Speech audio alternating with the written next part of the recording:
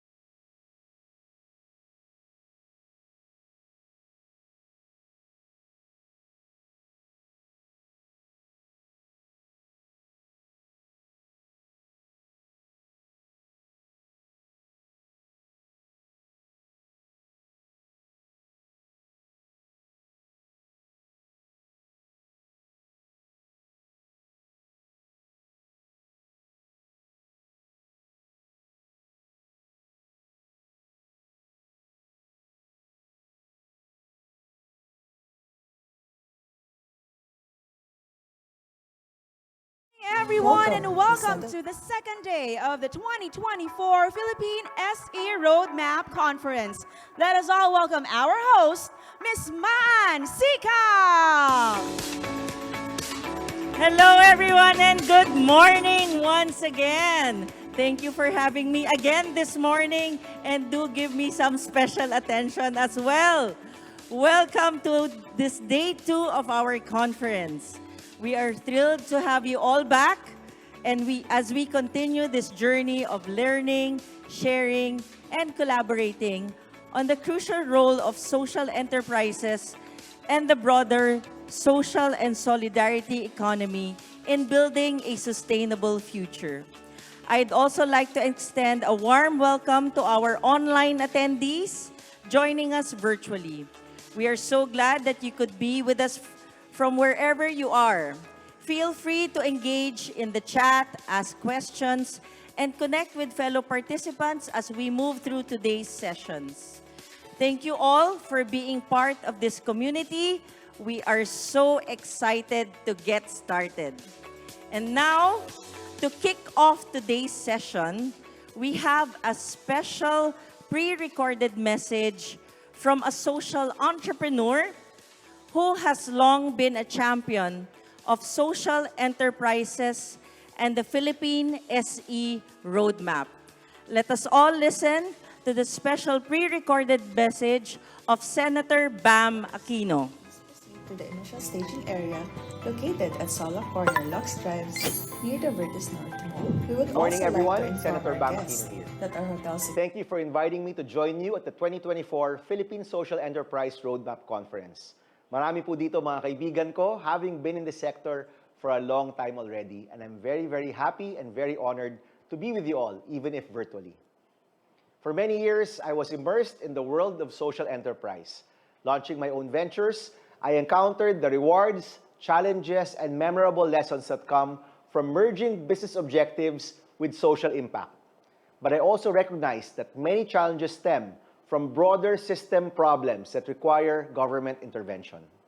This understanding led me to legislative work focused on advancing social enterprise policies. And while these policies may not always have prospered as we had hoped, they highlighted crucial gaps and showed me why a collaborative approach, one that aligns government, private, and community goals, is truly, truly essential. Reflecting on my involvement in the Philippine SE Roadmap, I recall being a key informant during the initial research phase. At that time, we examined why a specific national law on social enterprise development had yet to pass. But today, only 2 years later, I am glad with how much progress has been achieved. One, the initial research has evolved into the full Philippine SE Roadmap, a national strategic plan for social enterprise development in our country. Second, a sector-led governance structure now actively brings together diverse stakeholders, cooperatives, NGOs, MSMEs, people's associations, academic institutions, and even corporations across the country's major regions. Third, this governance system, recognized by ASEAN stakeholders, is fostering a powerful framework not only for SEs, but for the broader social and solidarity economy as well. We've also seen very promising area pilots that highlight the potential for localizing this roadmap. In BARM, with its provincial components, we see an inspiring model for SE development. In Ojongan, Romblon, headed by Mayor Trina Fermalo, Ojongan has demonstrated the roadmap's relevance at the municipal level. And of course, in Quezon City, Mayor Joy Belmonte's leadership is setting an example on how to create a social enterprise capital for a country. All of this by 2028. As we consider how to cultivate a thriving social enterprise landscape, my advice for expanding government collaboration involves building champions from both the local and national levels. At the grassroots, local champions who are close to the community can offer valuable insights and, of course, sustain progress as the development goes along. Meanwhile, support from national champions provides necessary policy framework, funding opportunities, and visibility. Fostering these alliances on both these levels strengthens the movement and ensures a more robust integration of SE and SSE into our national policy. Finally, I want to extend my congratulations to all of the organizers, the Bayan family of foundations, the Society for the Advancement of Professional Social Entrepreneurs, and of course, the SE Roadmap Council for all of the remarkable progress made in a short span of time. Thank you to the co-organizers of this conference for bringing us all together to advance this very important work. It's my hope that the Philippine and ASEAN participants, whether joining on-site or online, find important lessons here in our discussions. Lessons that encourage fruitful collaborations with the government for the sustainable growth of social enterprise and the social and solidarity economy. Thank you, and I look forward to all of the discussions ahead. Maraming salamat po, and congratulations to all of the participants and all of the organizers. More power. Okay. Thank you very much. Truly, it is a level of commitment, his lifetime commitment to social entrepreneurship. We do hope that Senator Bam goes back to the office next year. We are honored to have him contribute today in this opening day of our second day. Sorry, being redundant, the coffee is not kicking yet. Let us now take a moment. Sorry, my apologies. Again, coffee is not kicking in. Before we delve into our sessions, Let's take a look back on what happened during day one of our conference. We had a very incredible start yesterday, full of insights, connections, and inspiring stories from our speakers. To set the stage today, we have the same day edit for day one to relive those moments.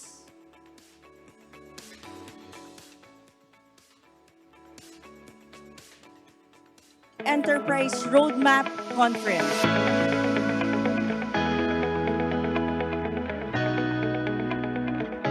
This conference in Manila is very important, as this is aligned with the SSE advocacy strategy in building the SSE SDGs policy framework in ASEAN.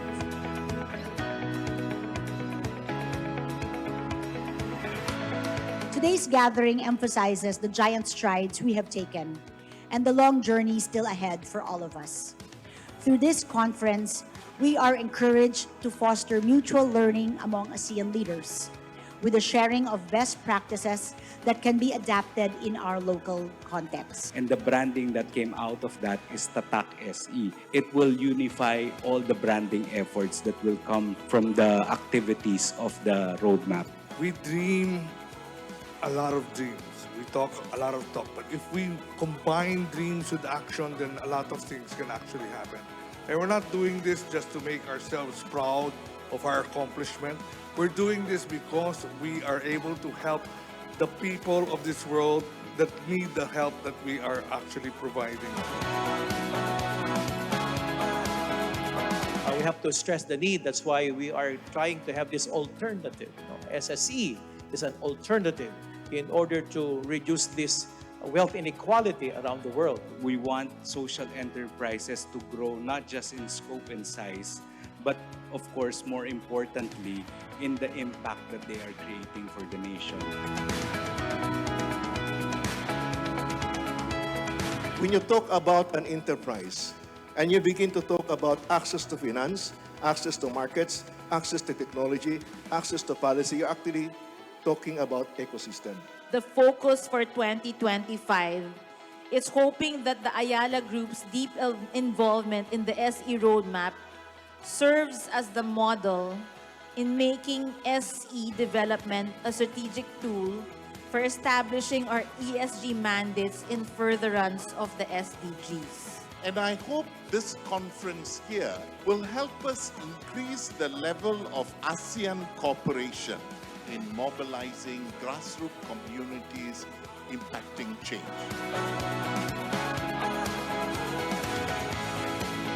That outcome of mainstreaming SEs by year 5, we've spent the first 2 years really putting in the building blocks for addressing the needs while attaining the objectives of the roadmap.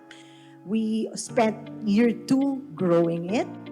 Year 3 will really be about multiplying the work that we do, the pilots that we've done. Year 4 will be about scaling.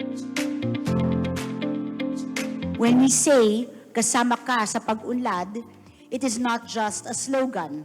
It is a promise we actively pursue and strive to consistently maintain. We will journey with them through all of life's many challenges. At NYSEA, we are driven to contribute to further building the structures and institutions that support the different segments of social enterprises in the country.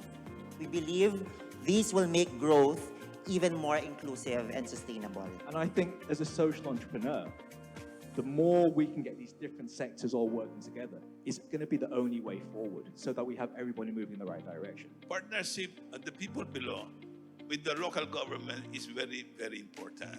I hope they will grow in strength.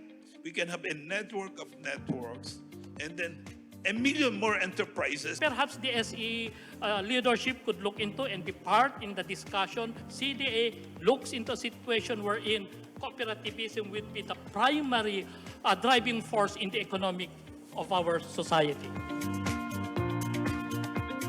One of the things in sustainable development goals is the realization of grassroots communities as ones that can address the theme of leaving no one behind. Together, Let us usher in a brighter future for our communities and ensure that no one is left behind. And this is what we should do, really. Put our hands together, put our brains together, and come up with better.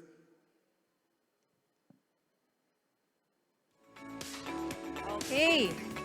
Isn't it amazing how we were able to fill that day with so much information, collaboration, and networking? So today promises that and even more.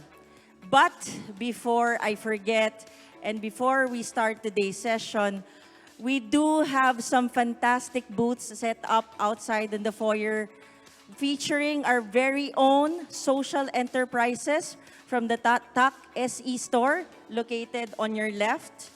We also have the Quezon City LGU and the organizations from the SSE and SE sectors. The booths in our foyer offer a wonderful range of products from delicious snacks and handcrafted bags to eco-friendly toiletries and more. These make perfect souvenirs for the conference, and they're also a great opportunity to network and explore potential collaborations with our social enterprise exhibitors. We also invite you to check out the Alagang Ayala Land and BPI booths, which are showcasing programs, initiatives specially designed to support and empower social enterprises. Yesterday as well, most of the speakers you've heard have graduated from the Master in Entrepreneurship in Social Enterprise Development at the Ateneo Graduate School of Business. So you may visit the Bayan Family of Foundation booth on your left side. Yeah, on your left side for more information on this program. They will be starting batch 6 very, very soon. So do visit their booth as well. Take some time to explore them. They're a great way to connect and see firsthand the incredible work happening in our SE community. Okay, so now we're really ready to start. I'm not, sorry. Again, our first session of the day is entitled The Role of Government in the Success of SE and SSE Initiatives. In this session, we will be hearing from 3 model local government units in the Philippines, namely Quezon City, BARM, and Odyongan, who will each share their findings from recent strategic planning efforts to localize the Philippine SE roadmap. This promises to be an inspiring session showcasing how local governments are actively advancing social enterprise initiatives and supporting sustainable economic development. To guide us in this morning's session and to give contextualization of the process of the strategic planning, we would like to call on the Executive Director of the Bayan Innovation Group, Mr. Hobie Cortez.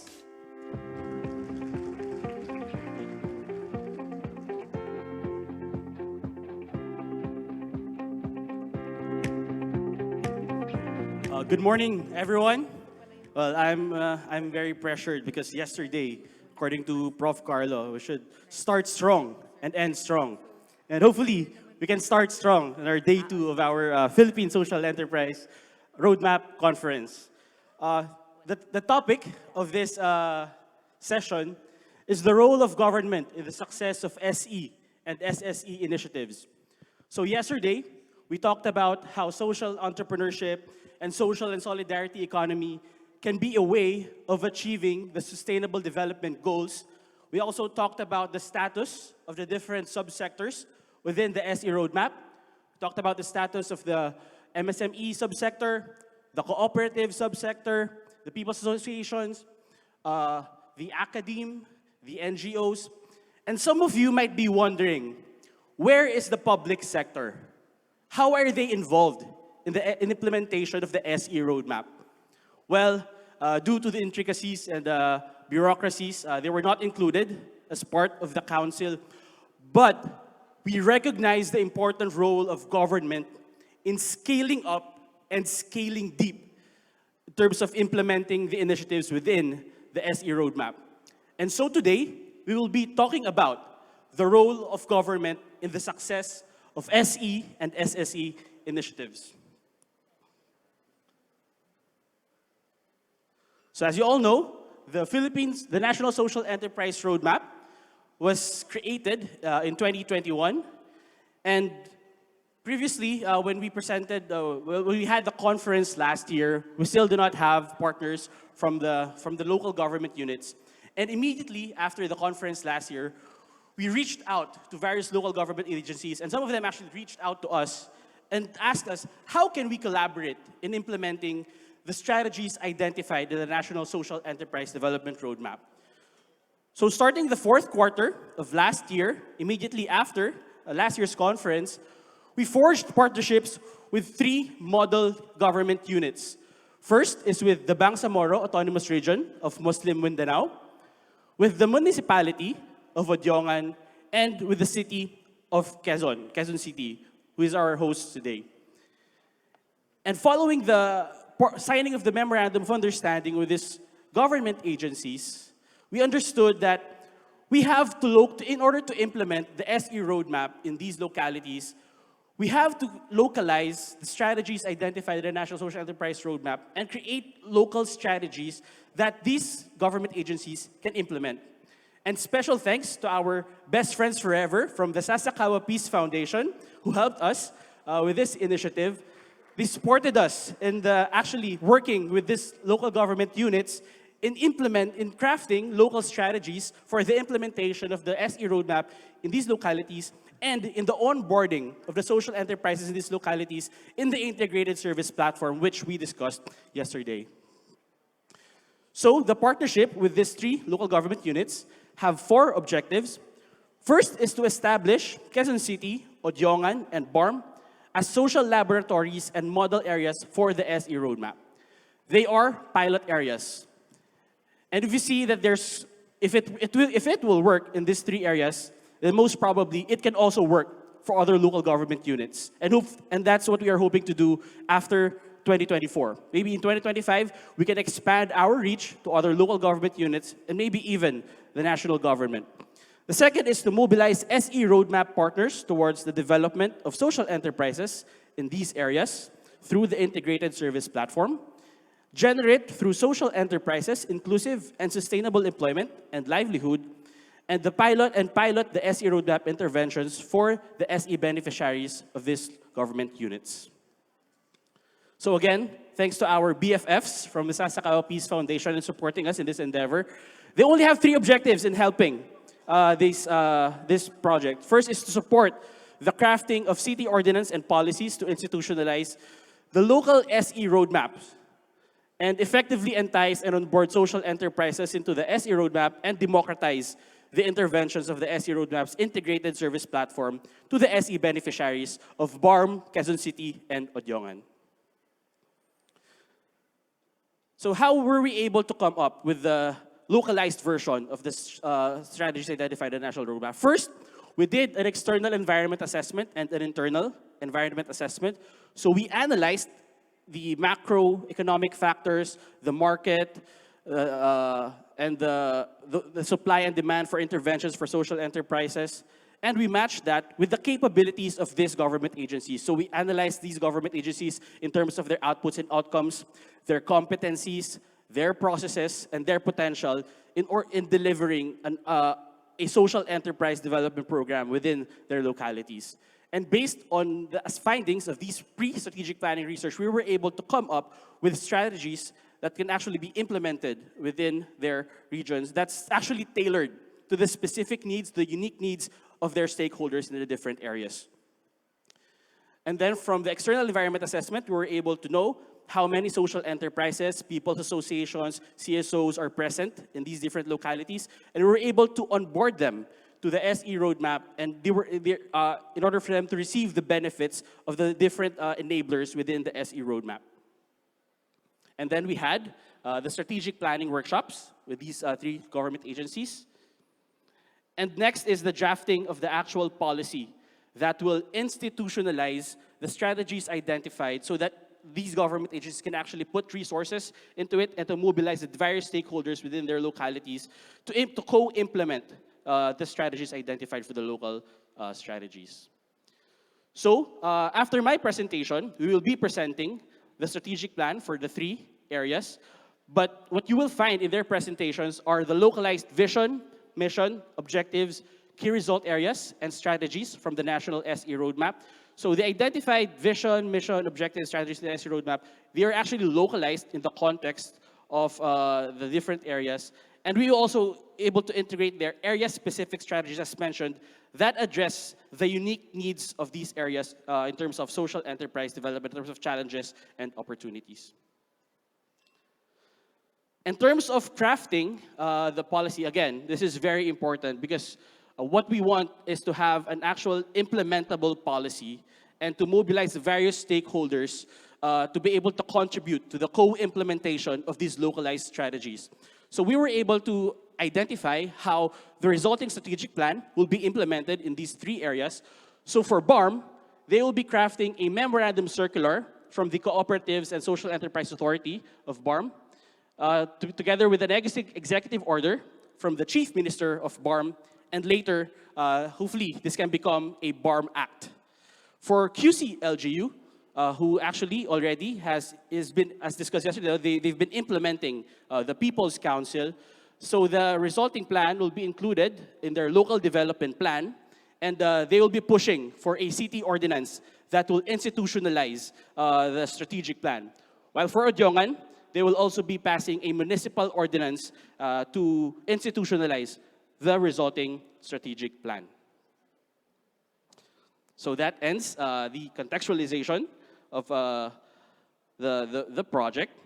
So now I'll be introducing the first presenter who will present the strategic plan for Quezon City. Professor Mike De Jesus is a consultant and senior fellow at the Bayan Family of Foundations, bringing extensive expertise in research, business management, marketing, strategic planning, and teaching. With a strong background in strategic analysis and business development, he has authored numerous professional papers and presentations for a range of organizations.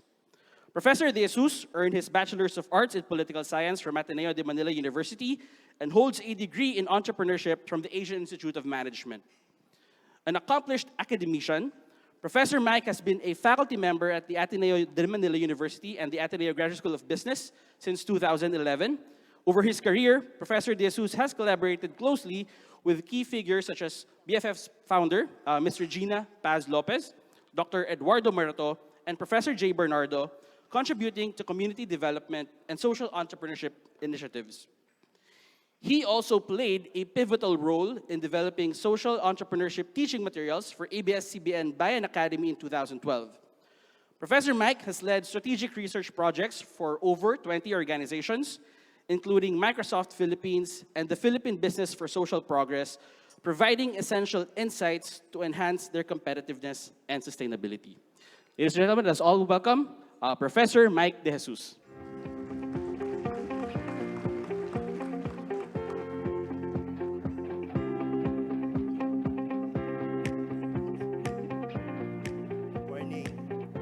Not following instructions. Hovi said I will be presenting the strategic plan for Quezon City. I will also do so, but for the first part, I will try to answer first what the role of government is. What I think, at least, the role of government is. But before all of that, I would first like to give a round of applause to the older, not sector, but to the more experienced and older advocates of SSE. We wouldn't be having this conference if it weren't for this table here and that table there and that table there. 20 years ago when I was studying political science and economics, this wasn't a possibility. This alternative, di ba, to neoliberal, yun ang topics namin when I was studying in Ateneo and then afterwards in UP. Neoliberal economics was really the only way to go. And all of these alternative ideas as to how we should develop, we're just all marginalized. And now we're having it here at SEDA. It means we have succeeded in making it, you have succeeded in making it mainstream. And so for that, we would like to applaud them. So let's give them a round of applause. Thank you for paving the way. For all of us people who have gray hair, Professor J, parang wala pa rin gray hair. But for all of our seniors, we would like to thank you. And we would like to appreciate, pay homage to everything that you have done. Okay, so now, not following instructions, I will try to first answer what the role of government is insofar as pushing forward to the forefront, no, of the development agenda itong SSE and social entrepreneurship. So the question is, what is the role of government in relation to bringing SEs and SSE to the forefront of the development agenda? And from my experience, there are three. The first is to provide inspiration and motivation, not just to the LGU offices, not just to the stakeholders who are going to pursue the plans that it will set forth before it, but to the general citizenry and the general constituency of the city. Because in government, there is no program, there are no plans that can ever become successful without broad-based support. And so the first role of government is really that, to inspire and motivate the entire city, not just the organization that will pursue the plans. And the government can do this by sharing its ambitions, its aspirations, and its intentions for the city. No? In Mesidev parlance, in the master's program that Ateneo is running, where a lot of the SAPSE fellows are professor, di ba? This is in the form of a vision, mission, and it is in the form of the VMOs. But I am electing to use the words ambition, aspiration, and inspiration. Ambition, aspirations, and intentions. For this needs to resonate with the sector that's very highly educated, but also to the people who are very simple-minded. Without that broad-based support, the city, coming from the city, no plan will ever come to be materialized or realized. So that's the first, to inspire and motivate. No? Second, it is the government's role to determine fitting strategic initiatives that are unique in the city. Diba? In the Mesidev parlance, this is when you do your EA, your external assessment, like what Toby mentioned a while ago. You try to find out in your surroundings, diba, what you're working with. You take a look at the political landscape, the economic landscape, what you're working with in terms of the socio-demographics in the city, in terms of infrastructure, and so on.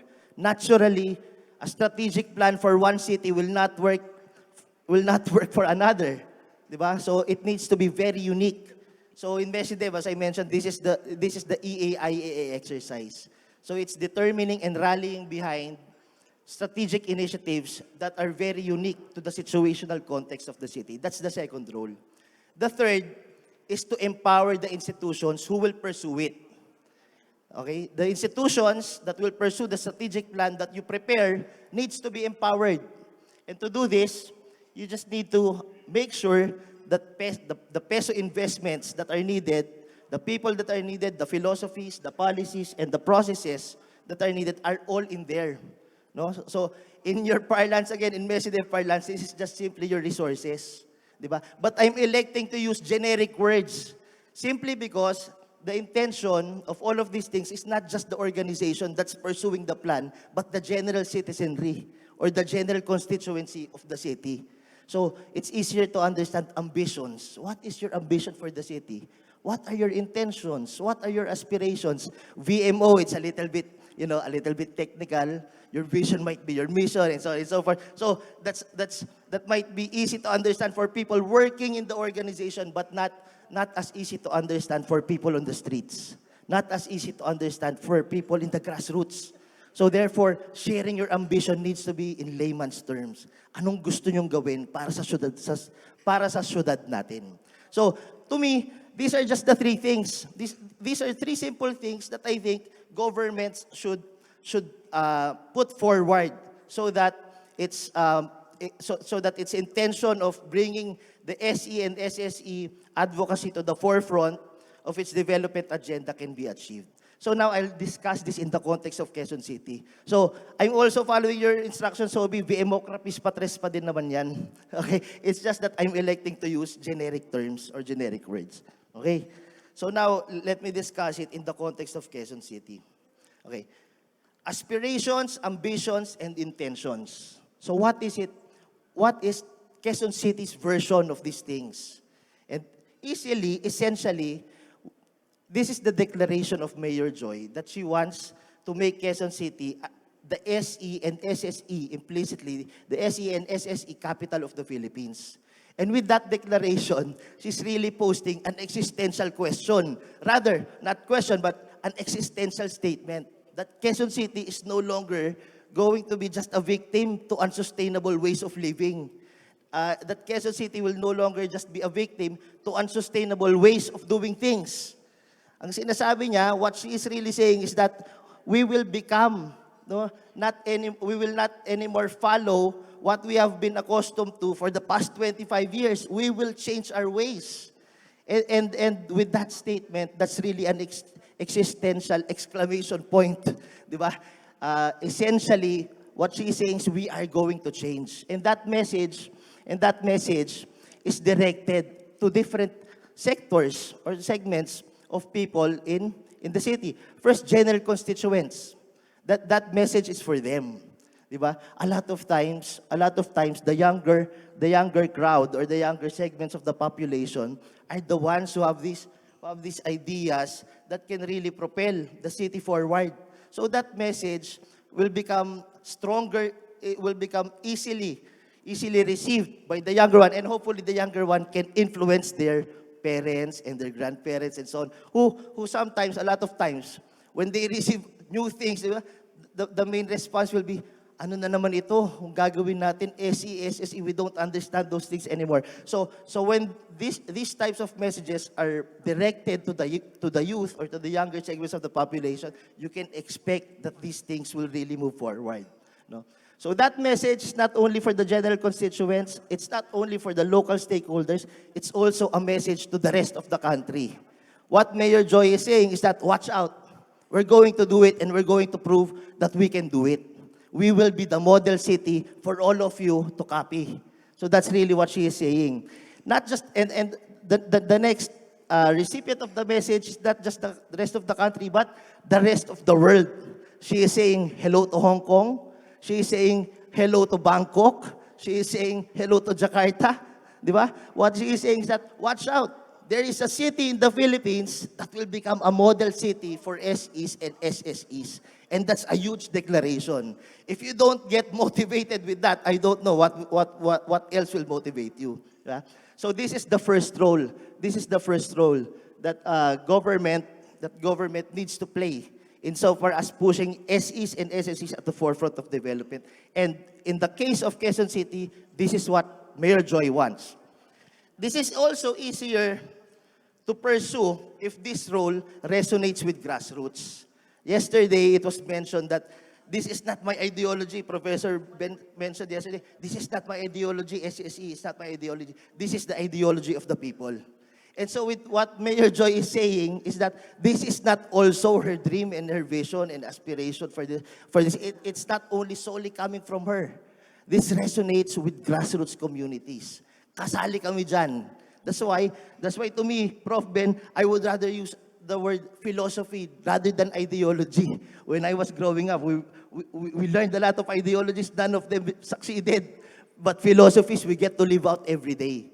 So SSE to me is a philosophy, and the vision of Mayor Joy is not just a vision that comes from top down. It's not something that is being authoritatively directed to everyone in the city. This one comes from the grassroots. No? It needs really to come from the grassroots so that it resonates with everyone. So second. So after laying down the ambitions, aspirations, and intentions for the city, it is now Mayor Joy's, not Mayor Joy, sorry, it is now the LGU's job or the government's job to determine and rally behind fitting strategic initiatives that are appropriate for the city. And you can do this by going through the process of looking at what you can work with. no? Situational context, situational assessment. In our parlance, this is EAIA.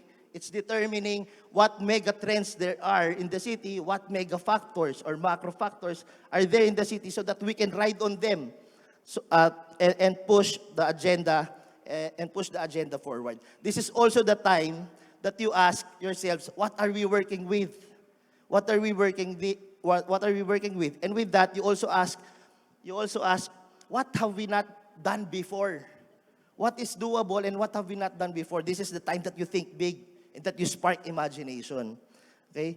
So, in the experience of Quezon City, first, you take a look at the political landscape. Diba? In EA, it's PESTE, political landscape, economic landscape, social-demographical landscape, technological landscape, infrastructure landscape, and so on and so forth. I won't go through everything, through all of those, don't worry. So, una-muna, political landscape. So you already have their Mayor Joy. But apart from Mayor Joy, you have a council that's very friendly to social enterprise principles and SSE principles. You also have their units and offices that are highly focused, no, on the advocacies of SE and SSE principles. Then you have grassroots SSE ecosystems and policies. And all together, you put this all together, diba? You put this all together, what you can really do is you really gain the ability to change people's dreams and change what people believe. Diba? In politics, if you live in a city, a lot of people have already become apathetic to causes. One administration to another, they don't really care anymore. But with such a political landscape, you can change all of that. You can push their attitude from apathy at the very least, you can push it so that they become sympathetic to what you're doing. And even pushing it forward, some you can even get excited. And some you can even get excited and accelerated with what you are attempting to do. So in Quezon City, the political landscape is all for SEs and SSEs. And I think with the political landscape, you can really change the way that you can really change people's dreams and what people believe in. Okay? After that, after the political landscape, we looked at the socio-demographical landscape, and it was surprising to find out that 1/3 of the population of Quezon City are students. They're students. You have almost 800,000 people there who are studying. And these people, in 1 to 4 years, they're going to be parts of your workforce.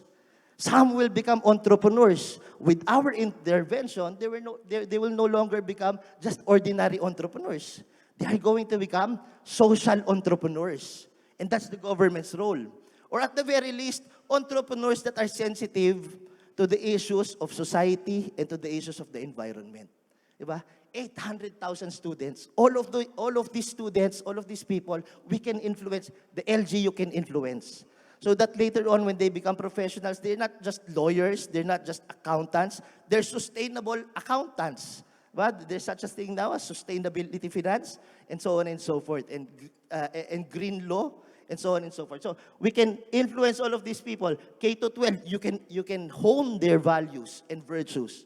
You 1 to 4 years, you can influence what they would want to become. These people are going to join your workforce, but yung K to 12, you're talking about virtues and values. And the LGU can actually influence that. So that they don't just think about what they can be when they grow up, diba? But rather what they can contribute to society. So that's the second thing. Socio-demographically, we can influence students. Okay? We can influence 1/3 of the population. So with that, we can change people's mindsets. The first one, we can change what they believe in or their attitudes towards the city. Second one, we can change people's mindsets. Third, Quezon City is also home to the most number of residents. Diba? We have 2.9, close to 3 million.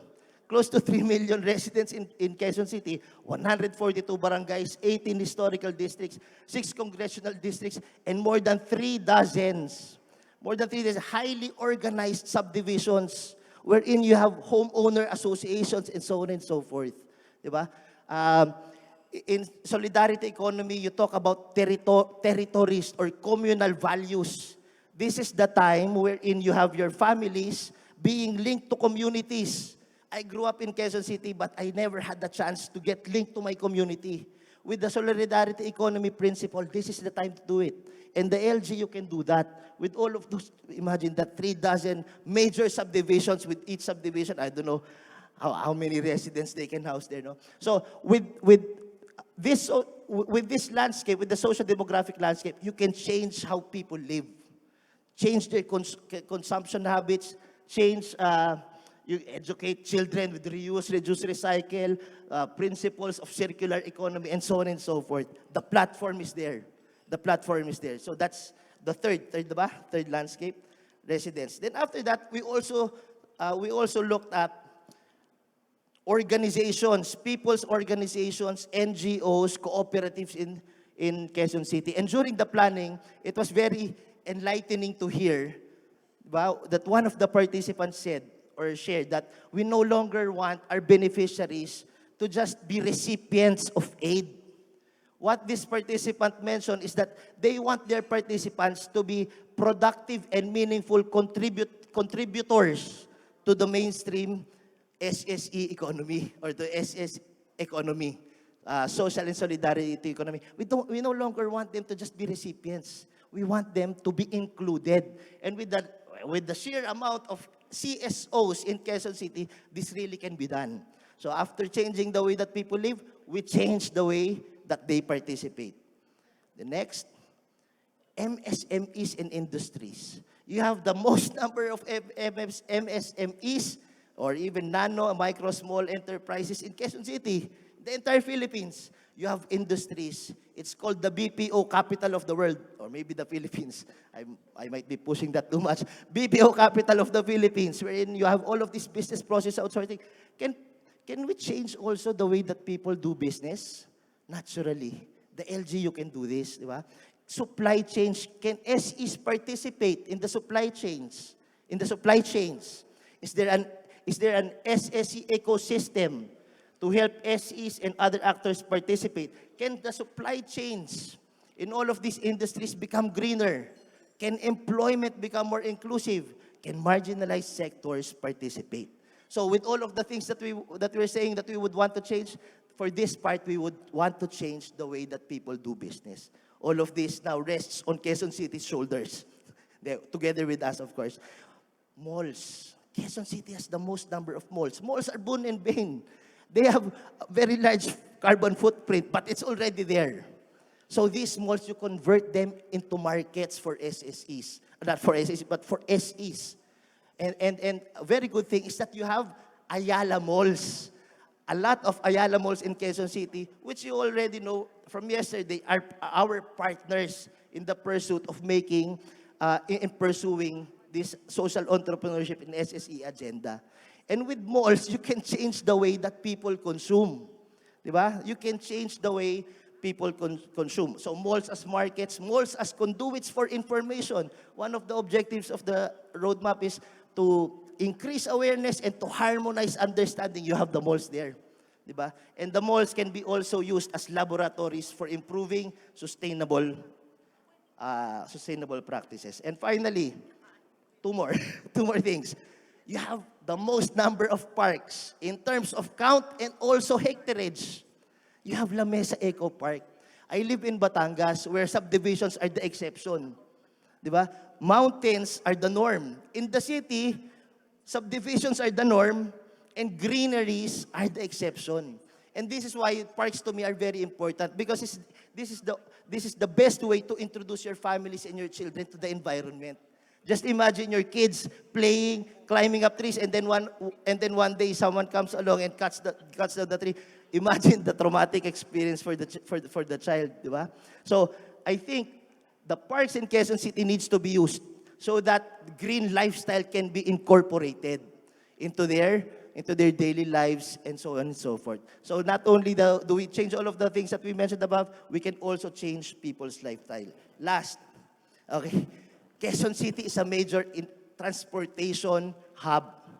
Diba? You have MRT and LRT stations, numerous in Quezon City. You have dozens of bus terminals and jeepney terminals. And what I'm saying is that we can change people or how we look at people who go through or who pass through Quezon City. From people who are just passing through, we can now consider them as people who are passing on the message and the advocacy of SEs and SSEs. Imagine, di ba? Someone from Bulacan working in Makati, going through Quezon City. What we would want to happen is that when that person gets to Bulacan, we would want him to ask, bakit wala kaming ganyan sa Bulacan? So the LGU in Quezon City can do that. Di ba? Gusto natin silang mainggit. We would want them to become jealous of what's happening in Quezon City so that later on, these people are not just passing through here, they become messengers of change. These people living in Bulacan and Pampanga, we would want them to experience what a sustainable city is altogether. And we would want them to ask, bakit wala kaming ganyan sa Pampanga? And so on and so forth. Okay? So all of those things, I think, will be the sources of strategic initiatives and programs that Quezon City can pursue. And what I did simply, Hobby, to comply with your directives of presenting the Democra Peace Patres, this is the EA of Quezon City. And what I just asked, and what I just pointed out there, are things to ponder on. If this is the external environment of Quezon City, what can we do? What can we do? And so, the resulting plan, we have at least 48 programs, diba? Simply by looking at all of these things. Okay, so finally, institutional empowerment. So you have that as the situational context for Quezon City, and you ask yourself, what can we do with all of those malls, with all of those parks, with all of those transportation hubs, with all of those schools, with the political landscape and so on? You ask yourself, spark imagination and think big. And that's the resulting strategic plan that Toby and the team that we prepared, no, that we were able to prepare. Finally, resources. And I call this empowering institutions, diba? Without people, the right people, these plans are just going to be dreams. But when I say people, it doesn't need to be anymore that Quezon City will be doing it alone. You see there the schools, you see how many schools there are? In the schools, you have faculties, professors, you have teachers, and all of those people, you can convert them to become comrades. Comrades in the pursuit, diba? In the pursuit of SE and SSE, development agenda. Ang dami nun. You don't have to do it alone. Diba? All of these professors, including myself, Phoebe, Professor Carlo, and even Professor Jay, you can call us. Bayan is also in Quezon City. So one of the facilitating factors is also Bayan. Pesos, this is public-private. You have their Ayala yesterday already inviting you to knock on their door. Are they here? So I think if I heard them right, just knock on their door, basta January 1 daw. No, so knock on their door and they're going to help us find the peso that we need, find the money that we need to make all of these things come true. Then policies, process. I won't get into the details of them, but these are the inputs. These are the resources, inputs. In our parlance in Mesedev, we call it the 5 M's. But somehow I used 5 P's, I don't know why. But people, pesos, policies, process, and participation of power flow. This is the philosophy of SSE. Power flow, or the plan that cannot be coming from the top, it needs to come from the grassroots. And that's institutional empowerment. Okay, so there's the slide, sorry. Okay, so finally, we have this framework for Quezon City. So, eto lang, basahin ko lang. So, what we came up with for Quezon City, so Mayor Joy initially just wanted SE, capital of the Philippines, and through the planning process, we came up with this vision for Quezon City. So that by 2028, Quezon City will be the social enterprise capital of the Philippines, setting the gold standard for inclusive, eco-friendly, and vibrant urban living, where social entrepreneurship drives sustainable development, and all citizens thrive in community-driven economy. So essentially, we followed the advice of Mayor Joy, but this one came from the grassroots. We just put them into nice words, pero galing talaga yan from people who work with the grassroots communities. And mission is to foster an inclusive and sustainable social enterprise ecosystem in Quezon City, promoting equal opportunities empowering communities through research and quality services, and driving impactful socio-environmental change. And finally, yung kanilang objectives, we have 3. And this one is super aligned or hyper aligned with the objectives of the SE Roadmap National. No? To increase public awareness and understanding of SEs, to build a local sector-wide commitment to SE development and establish an inclusive support system for sustainable growth, and to empower and expand social enterprises to maximize socio-environmental impact. So with that, let's all join hands and support Quezon City's campaign to become not just the SE capital of the Philippines, but maybe a contender in Asia or ASEAN or even the world. So thank you, Quezon City, and thank you, everyone.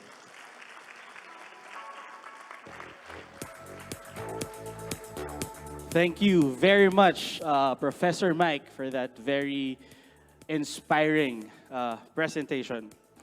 The next to present is a dedicated social entrepreneur pursuing advanced studies in the Meditative program at the Ateneo de Manila. With a diverse background in leadership and community development, he serves as the lead convener for the Coalition of Social Transparency and Accountability, or CSAT. He has a rich history of public service, having previously held the position of Chief of the Planning and Operation Division at the Regional Commission on Bangsamoro Women. His impactful work extends to the grassroots level, where he served as the former provincial coordinator for the Pamana MNLF projects in Lanao del Sur, showcasing a dedication to community development and empowerment. Currently, he wears multiple hats as the president and CEO of the Race Training Center Incorporated, a recognized, integrated, and diversified organic farming system accredited by the Department of Agriculture, ATI Region 10, and TESDA Region 10 as a technical vocational institute. He spearheads initiatives aimed at sustainable farming and vocational training.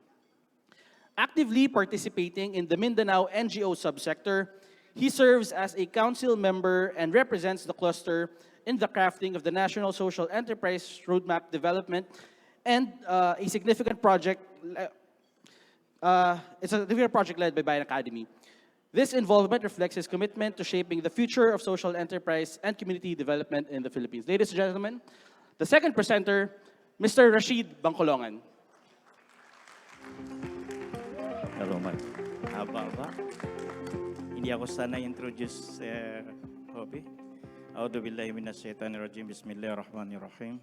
Innahmadu wa nasalli wa nusallimu rasuli karim wa ba'd. Assalamualaikum warahmatullahi wabarakatuh. Magandang umaga and good morning sa ating lahat.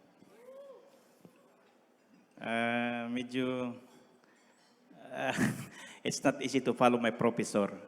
Professor Mike is my prof in my city. Okay. First and foremost,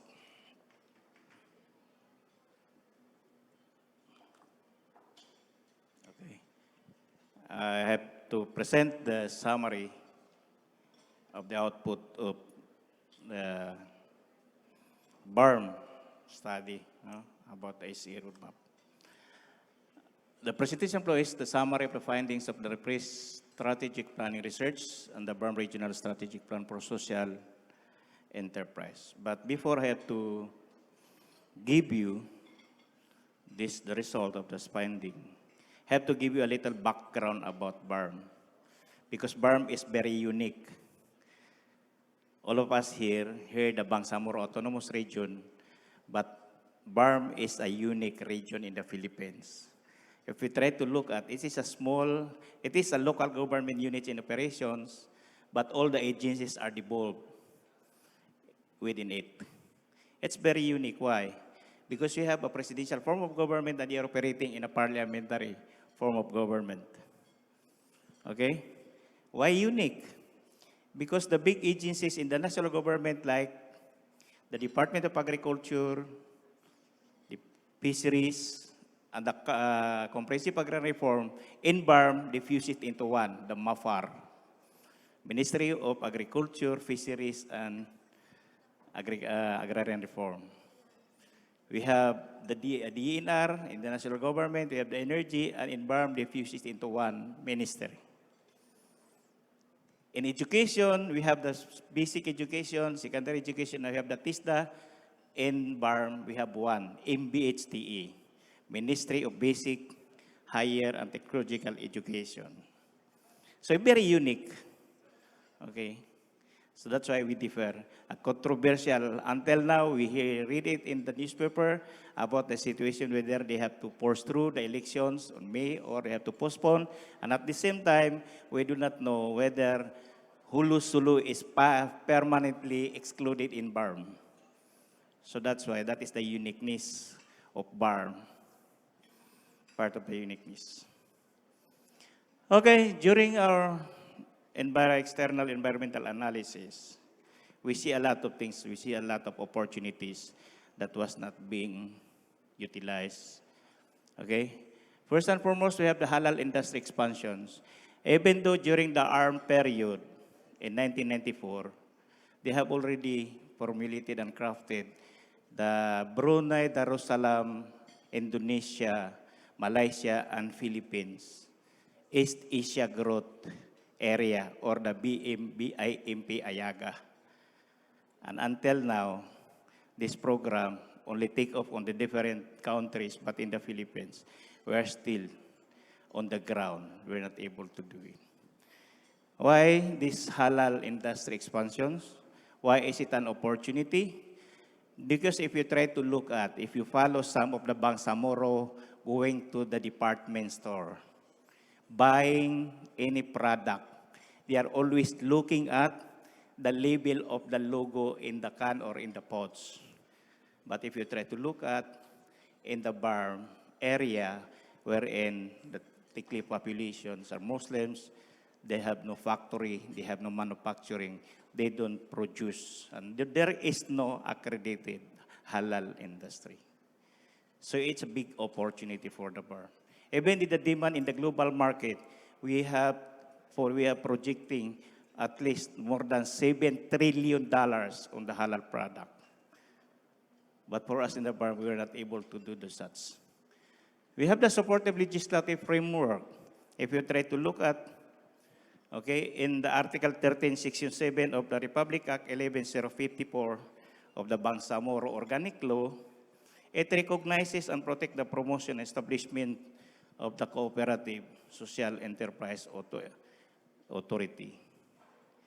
If you try to look at that point of view in the Philippines, law, wala pa, but in the ARM, they already recognize.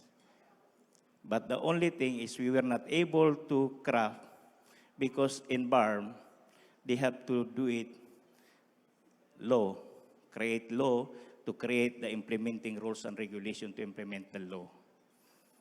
And as we look at it, they have already submitted into the Bangsamoro Transition Authority for the crafting of the law and the IRR, but still set aside because of this coming elections and the other priority codes. In terms of peace building through, if we try to look at here, the integration of ISIS in Imaylip and Iminilip camp, this is a great opportunity for us in the Bangsamoro. Because these 6 identified big camps of the Iminilip and also the MNLF camps, if we can convert this one into an economic zone, it is very potential. Why? Because mostly of our combatants, some of our combatants who are not yet increased are still there. And they can utilize that one, transform themselves to be a productive citizen of the Republic. In terms of the social franchising potentials, province social franchising model can improve the startups. Okay, why? As experience, this is the difficulty for us in the Bangsamoro. Because in the beginning, when they started, we become a dole-out mentality wherein we are always waiting that somebody will give it to us. And the mentality of our people and our farmers, when they get some ayudas, they cannot sustain it. But we are moving forward to look at it to have model. That's why the Race Training Center already crafted the social impact franchising pattern wherein we can empower our small farmers, individuals to sustain their programs and activities. But anyway, this is just a part of the scenario that we can utilize opportunities to grow the social enterprise. But if you try to look at in every opportunities, there is also traits, no? Even though we are looking forward, but there is an absence of the infrastructure and market limitations. As our study conducted, we have a lot of small farmers cooperatives. They are producing. But when you speak of reaching the market of their product, there is a difficulty. Until now, even our communication system, we cannot easily participate in an online activities, online training because of the signals and how much more for the online marketing system. We cannot do that one, okay? So we have limitations. And we don't have factories as of the moment, okay? So it's very slow pacing, okay? As this transform. We have still on the transitional period. And the bureaucratic challenges, like with the national government, as usual, if you try to analyze and if we try to look at the phasing of our programs and projects, there are potential leaders who have their own good programs and projects that is supposed to be implemented. But after crafting the programs and the projects, what is the next? When the election come, they have been replaced, and the next political leaders again will plan another one. So meaning the continuity of the programs, project will not prosper. And if you try to look at now the coming elections, kaya busy tayo ngayon, in our road reapers, di ba, napansin nyo? This is Philippines. And ito rin na nasusunod namin. During the first term, planning, and after when the election is coming, lahat ng karsada ay binabakbak at ninaayos. You see? So what will happen to those best and good program projects supposed to be implemented on that year? So we have a bureaucratic challenges on this one. The approval is not easy, and the implementations. So even how big is the opportunity that we are trying to gaining it, with the conflict-induced and instability, it's a big problem because most of our farmers, they have already established their own farm to produce the product. But the problem is this clan war, family feuds, the redo, aside from the military and the other groups in Mindanao, when they encounter, everything vanished, destroyed. One example here is the Marawi siege. Until now, the Marawi, the residents, were not able to go back their own residences. Even in Maguindanao. So these are all the fruits, first parts of these challenges. The social franchising potential is if it is restricted access to funding. Dito sa national government, if you have a good project, you can easily access fund.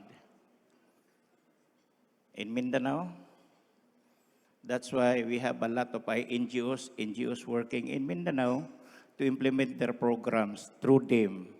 But there is no direct interventions from the people of Bangsamoro in implementing their aspiration to stand with their own. I don't know what is the problem with their lack of trust, lack of confidence. Bakit hindi binibigay kaagad yung kanilang pangangailangan? Excuse me.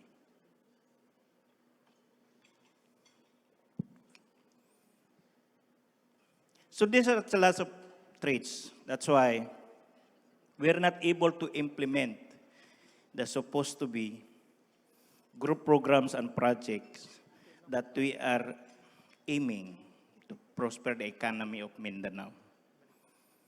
So if you try to look at politically, we are dependent with the national government.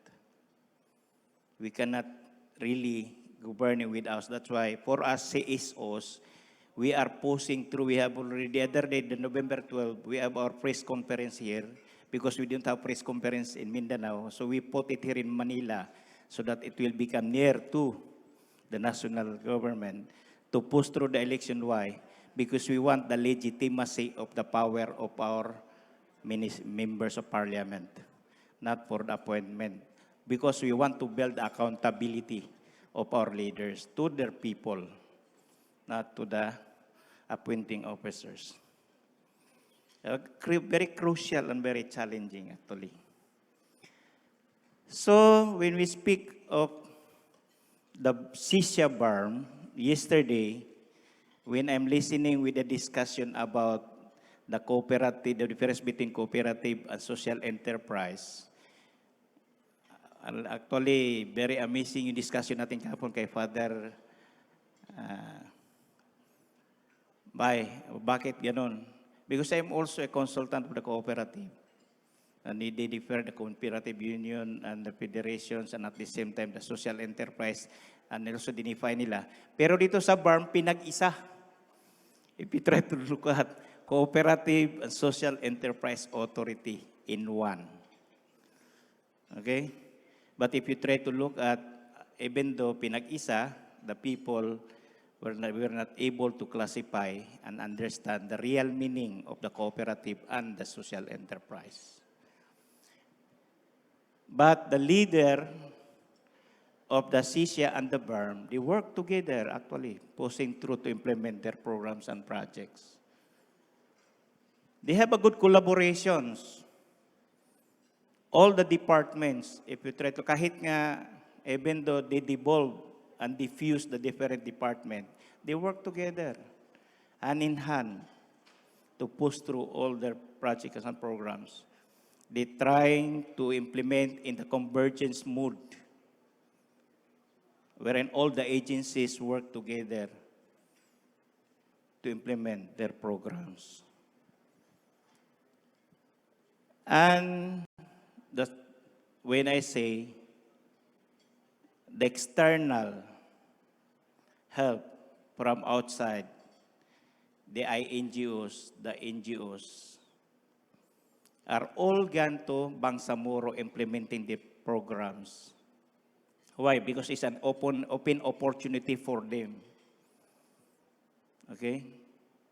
Dami-dami dito sa national government sa Manila, they went to BARM and implement their programs. And we are luckily, because the Bayan Family of Foundations, spearheaded by the Bayan Innovation Group, were able to go there and initiate for the strategic planning of the CISIA to be part of this social enterprise roadmap. Because they give an insight, through directions, how could they implement these programs. Parang, if you try to look at, they give us a way. They were able to lead us to open the future, open our eyes, what is the reality on the other side. And it is a big opportunity for us.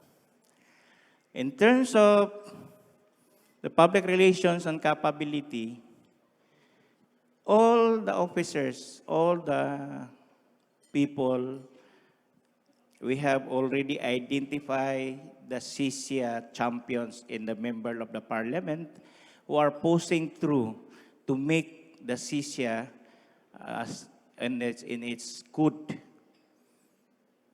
That's sad to say that it's not become a priority good to craft the law. But we are pushing through. That's why kung nakita niyo kanina with the presentation of Sir Hobie, that it is just a form of memorandum circular. And finally, going that to become a code.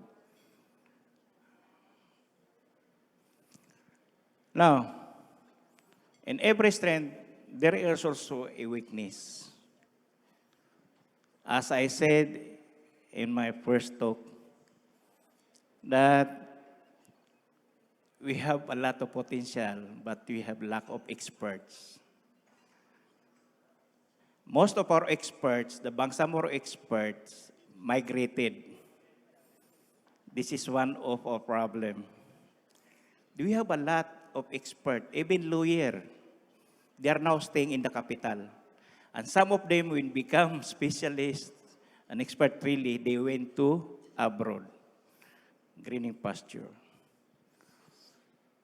Okay? The same with the presentation yesterday, we have a problem with the database.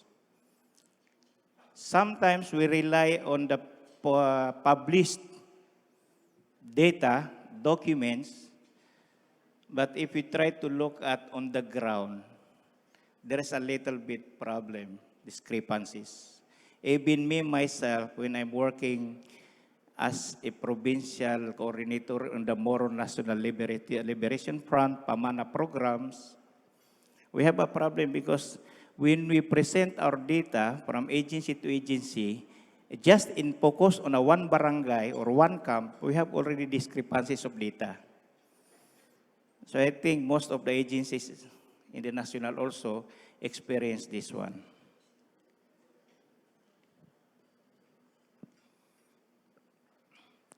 Then the constraints of fund and resources. When we talk with the CISIA on the capacity building of its cooperative and social enterprise, we face a big problem because according to them, we are only accepting registrations, regulating them, the capacity building for the cooperative and social enterprise. So even though we have a good plan future to capacitate these organizations, we don't have enough money, we don't have enough fund to go through it with it. Okay. When we implement programs, even though you heard the black grant, that's why Senate President Escudero is asking why the BARM is always asking money wherein they only utilizes 40 to 50% of the black grant that is given by the national government. But for ours, in the ground, we cannot access, and very difficult for us to access some of the programs and projects that we want to implement.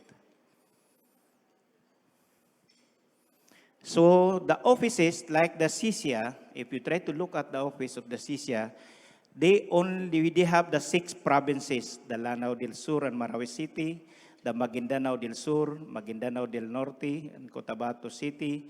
We have the Basilan, Tawi-Tawi, and now Holo is no longer a part according to the Supreme Court. So we have again back to 5. But if you try to look at the CISIA as our example, they only confine in the regions. There is no provincial offices to monitor the activities of the cooperatives and the social enterprise in the different areas. So that is one of our problems. So the strategic plan actually is the same, that we have the vision also. Social enterprise will recognize significant contributors to a prosperous, peaceful, and proud Bangsamoro Autonomous Region in mostly Mindanao. And this is what we are looking forward to become proud of with our identity. Because some also Bangsamoro tribes do not like to accept the word Bangsamoro when they look at. But for us, we are very proud, and at the same time to unify through the Philippine Social Enterprise Roadmap, the Bangsamoro ecosystem of stakeholders in pursuit of growing the scope, size, and socio-environmental impact of the region's social enterprise sectors. In terms of the key result areas, we have there the same with the steps as presented by Professor Mike with the approach they used in Quezon City. And we have also the strategies. The only difference here is most of our strategies are built on the culture because Mindanao, Bangsamoro, we have a different culture that operates. Hulu is different, Tawi-Tawi is different, Basilan is different, tri-ethnic groups. Maguindanao is different because they are Maguindanaons, and we have the Lanao del Sur as Maranao. But if you gather them together, if they will not speak Filipino language, they cannot understand each other. And how much more the culture and practices. That is the uniqueness of the Bangsamoro. Living in one region with different culture, different language, and the norms and practices on their daily life is different. So the approach also is different. So that's it, I think. That's the end of my presentations. Thank you very much at maraming salamat.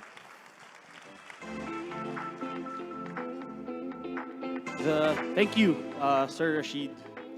The next presenter, it's actually his third time coming up the stage for this conference. Again, he is a social entrepreneur, the co-founder and current CEO of the social enterprise Palamigan Co. and the president of the nonprofit, the president of the Society for the Advancement of Professional Social Entrepreneurship.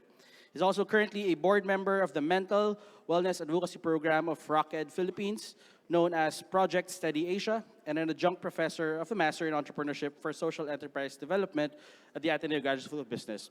Let's all welcome Mr. Rodmark Bariga. Thank you very much, Obi.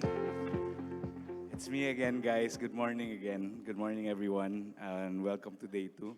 So before I start presenting what we did for Odjongan, maybe I'll give a little context. I was kind of hesitant to accept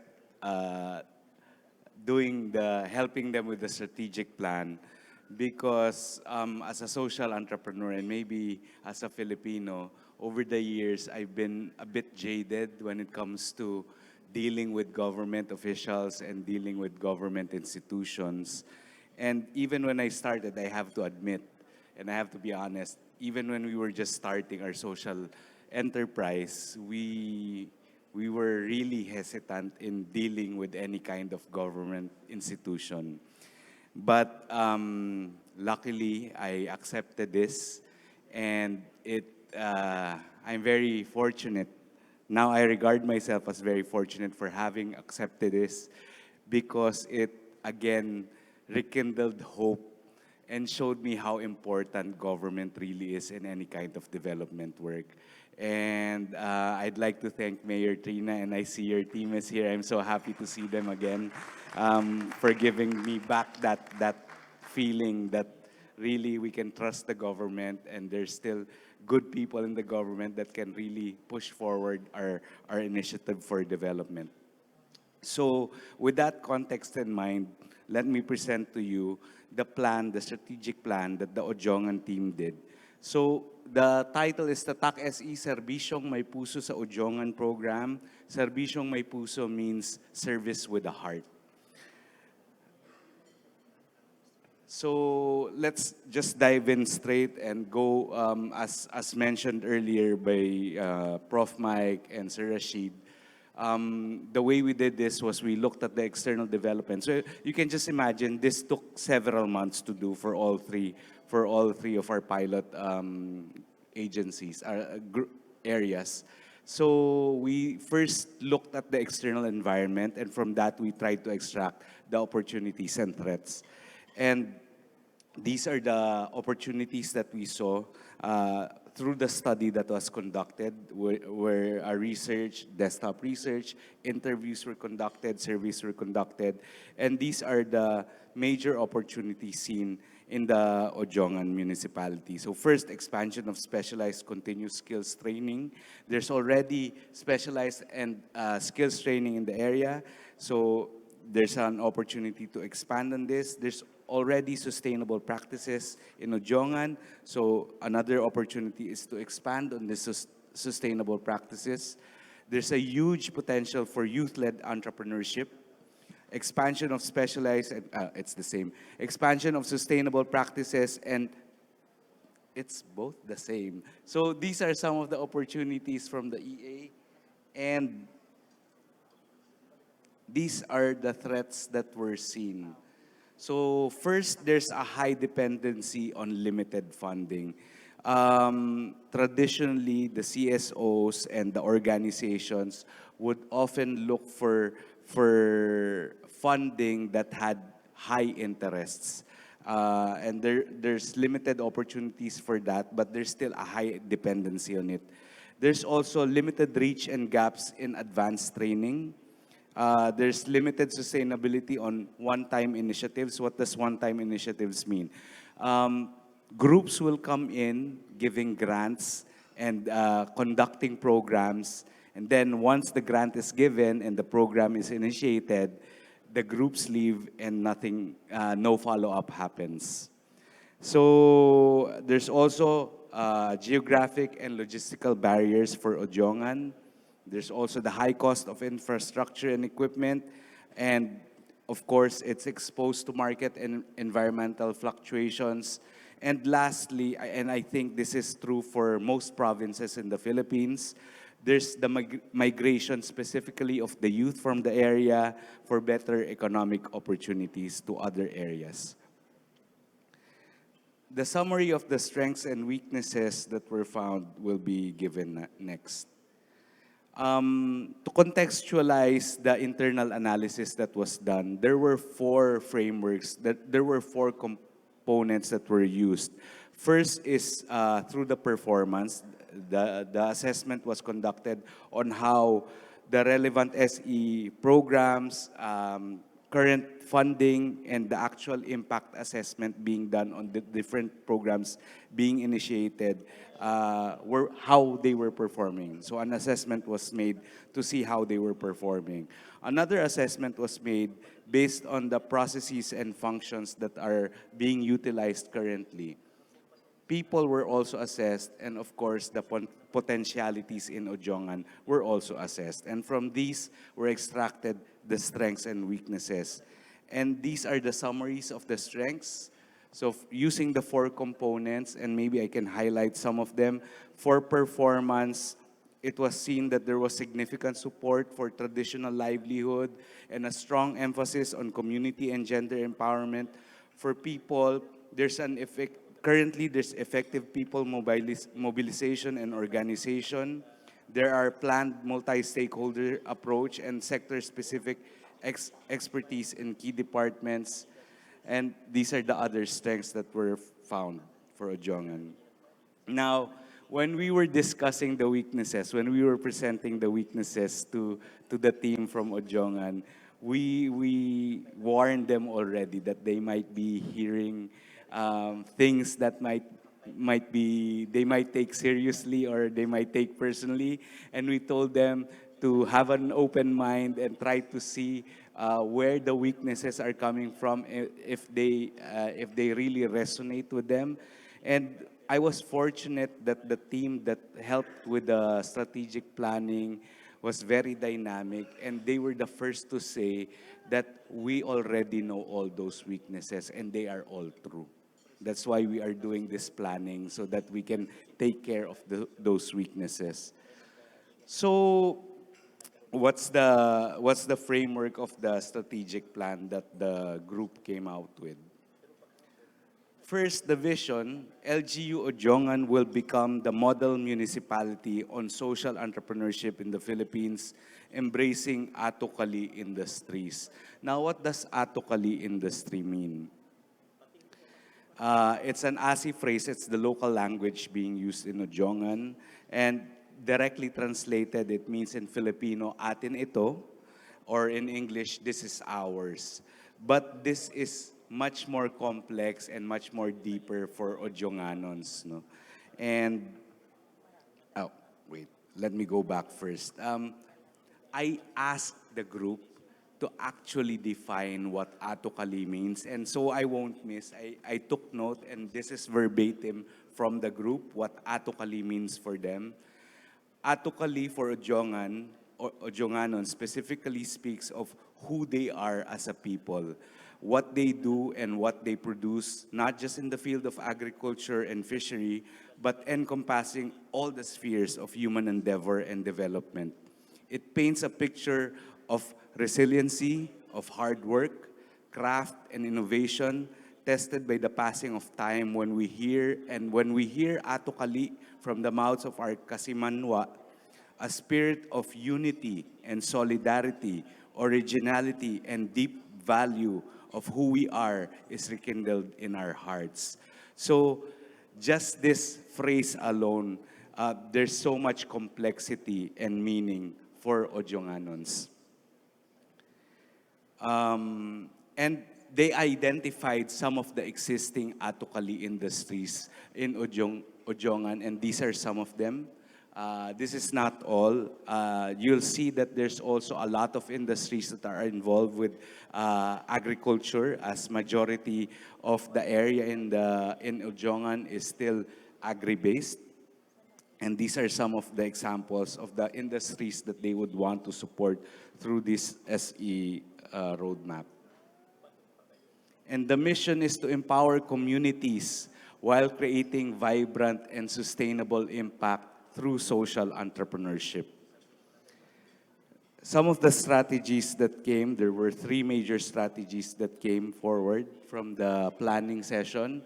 First, and Mayor Trina, I think this is the most important for her really, is policy institutionalization.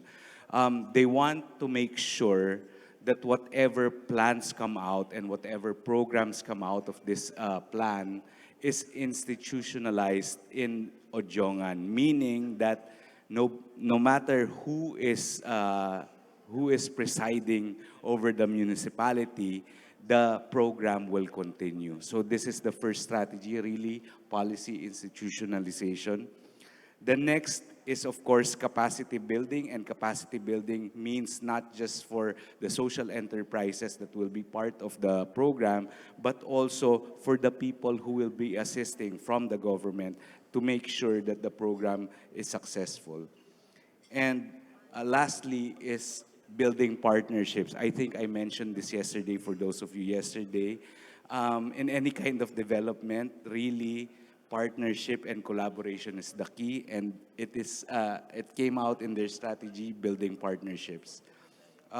So quickly, regarding the strategies on how they plan to implement it, for policy institutionalization, first is really to come up with the Tatak SE Odiongan Council who will preside over the implementation of the program during its lifetime, probably for the next 5 years. And then a Tatak SE desk team who will address the needs of Atokali social enterprises. And another thing I'd want to point out is the monitoring and evaluation. So they want to make sure that there really is impact being created through the program. So that's an important aspect also, the monitoring and evaluation.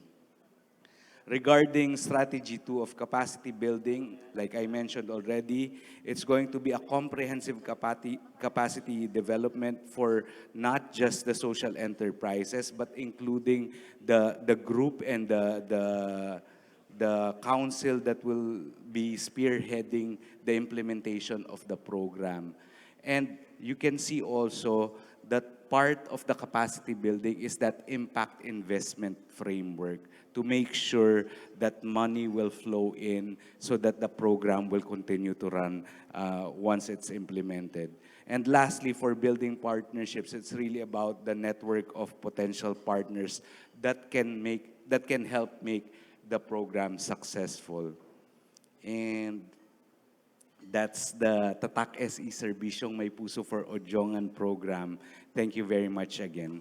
And again, thank you, Mayor Trina, and to your team.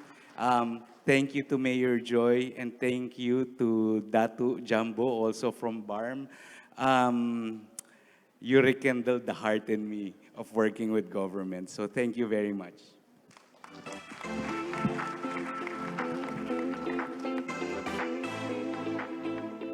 So thank you to all the presenters, and thank you again to all the participants and representatives from these government agencies for allowing us to work with you in developing these strategies. We will now proceed with the panel discussion on the role of government in the success of SE and SSE initiatives. So I will be introducing our 3 panelists. The first is Ms. Mona Celine Yap, the Department Head of QC Small Business and Cooperatives Development and Promotions Office. Mona serves as the youngest city government department head at the Small Business Cooperatives Development and Promotions Office, or SBC-DPO, in Quezon City. In her role, she champions initiatives that support the growth of micro and small enterprises by providing mentorship, creating market linkages, and enhancing access to financial resources. With a strong foundation in both national and local governance, Mona brings extensive experience in public service, policy implementation, and entrepreneurship. She holds a master's in public management from the Ateneo School of Government, and she has led numerous programs aimed at empowering communities and fostering inclusive economic development. Ms. Mona Yap. The next is Mr. Lindy Pangandaman, the Chief of Social Enterprise Division at the Cooperative and Social Enterprise Authority in the Bangsamoro Autonomous Region of Muslim Mindanao. Lindy is a registered social worker and a civil service professional from Marantao, Lanao del Sur, with almost 3 decades of experience in social work and humanitarian efforts, particularly for the Bangsamoro people. Known for his dedication for promoting equity, social justice, and the rights of vulnerable sectors, Lindy has served in various capacities with government organizations, including the DSWD, ARM, and the Ministry of Social Services and Development. Currently, he is the Chief of Social Enterprise Division at the CISEA BARM, where he co-authors training manuals and develops qualification guidelines for social enterprises. Mr. Lindy Pangandaman. Our third panelist is Honorable Trina Fermalo Fabic, the Mayor of Municipality of Odyongan. Mayor Trina, she was elected in 2016 and has been re-elected twice in 2019 and 2022. Her previous roles include Chief of Staff at the Provincial Government of Romblon, as well as Political Affairs Officer in the House of Representatives. During her tenure, Mayor Trina has focused on improving the efficiency and effectiveness of the local public sector through training of employees, professionalizing the civil service, and carrying out government reforms such as addressing the municipalities' personal service excess and establishing formal specialized offices. As a community leader, Mayor Trina values planning, consulting, and people's participation. She is passionate about institutionalizing programs that ensure maximum impact and continuity, as well as empowering others to be leaders in their own groups and communities, especially women and young people. Please welcome Mayor Trina Fermalo Fabic. I'll be moderating this panel discussion. And my first question is for Ms. Mona Yap. Earlier, we had a very brief but impactful message from Senator Bam Aquino, who actually introduced the Social Enterprise Bill way back in 2013. What a lot of you probably don't know is that Ms. Mona Yap was actually worked with Senator Bam previously, and she worked with him in the development of this bill. So, Ms. Mona, I'd like to ask, what is the rationale behind this bill? How do you come up with it? And what are the issues that you were trying to address? Hello, good morning, everyone. So, just the motivation behind Senator Bam filing the bill was actually because he is a social entrepreneur himself, and we wanted to recognize or let the sector be represented. So we pushed for that bill. Unfortunately, as he said in the video, some of the bills don't really push through in the Senate. It really depends on the support among the other senators. So I think one problem we encountered was, again, I think everyone in this room knows the definition of social enterprise. That was one major issue back then, and I think until now.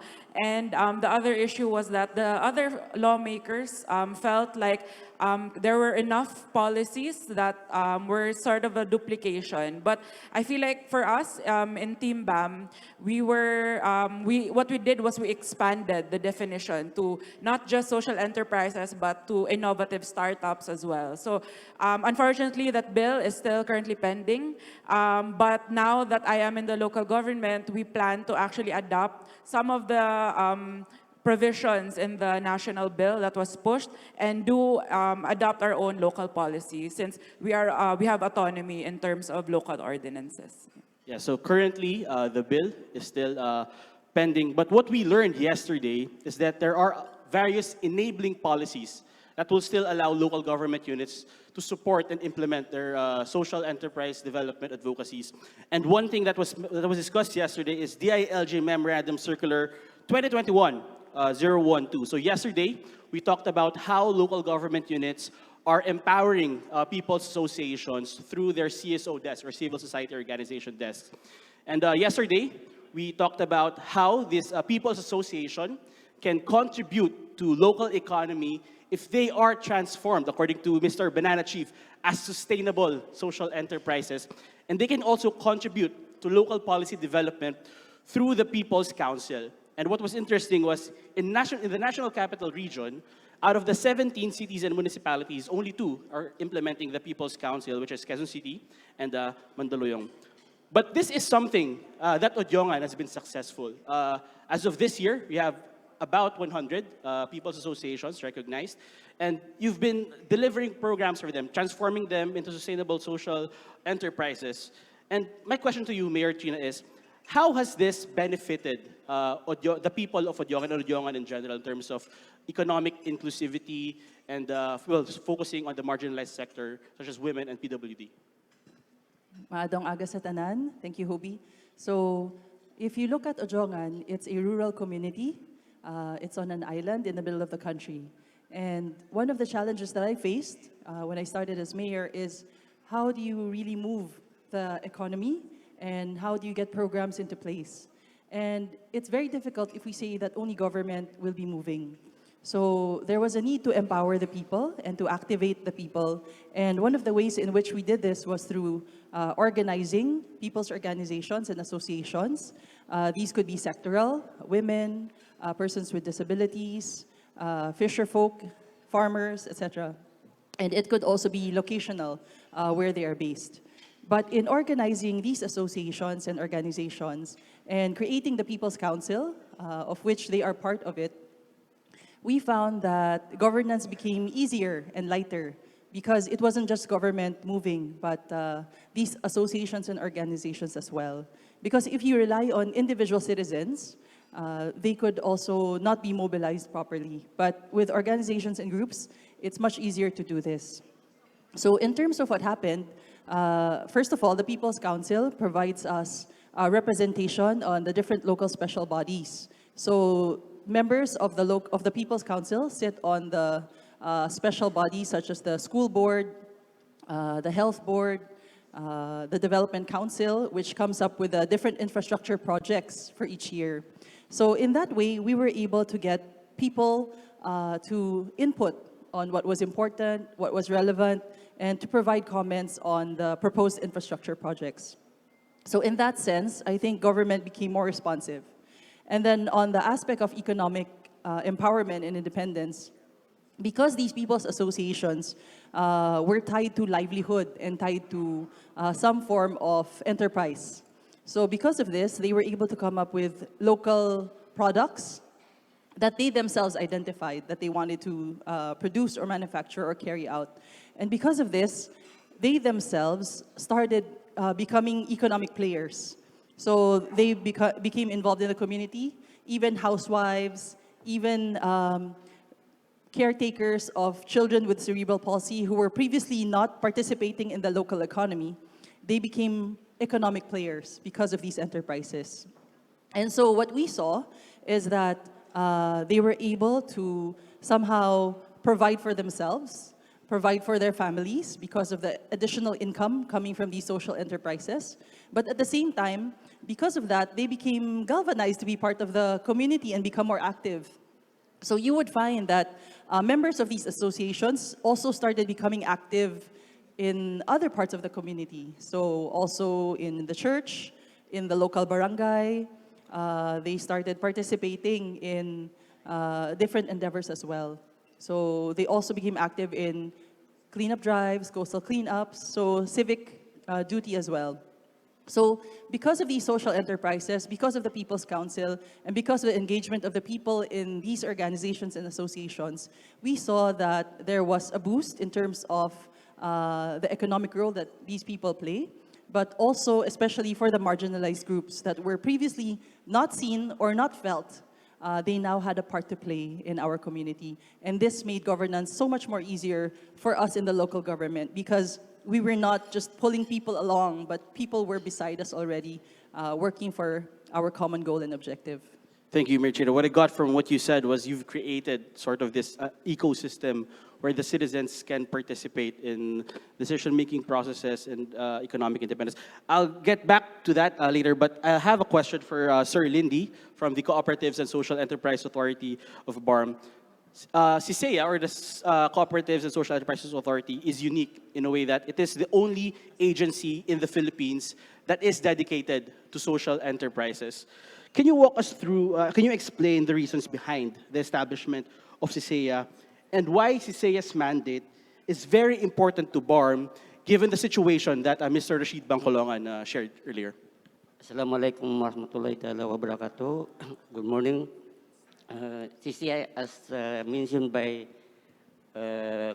commenter from BARM, Ms. Rashid, that BARM is unique from other regions since social enterprise in BARM was operationalized due to the needs of the communities in the area. First of all is that majority of the constituent is Muslim. We are Muslim.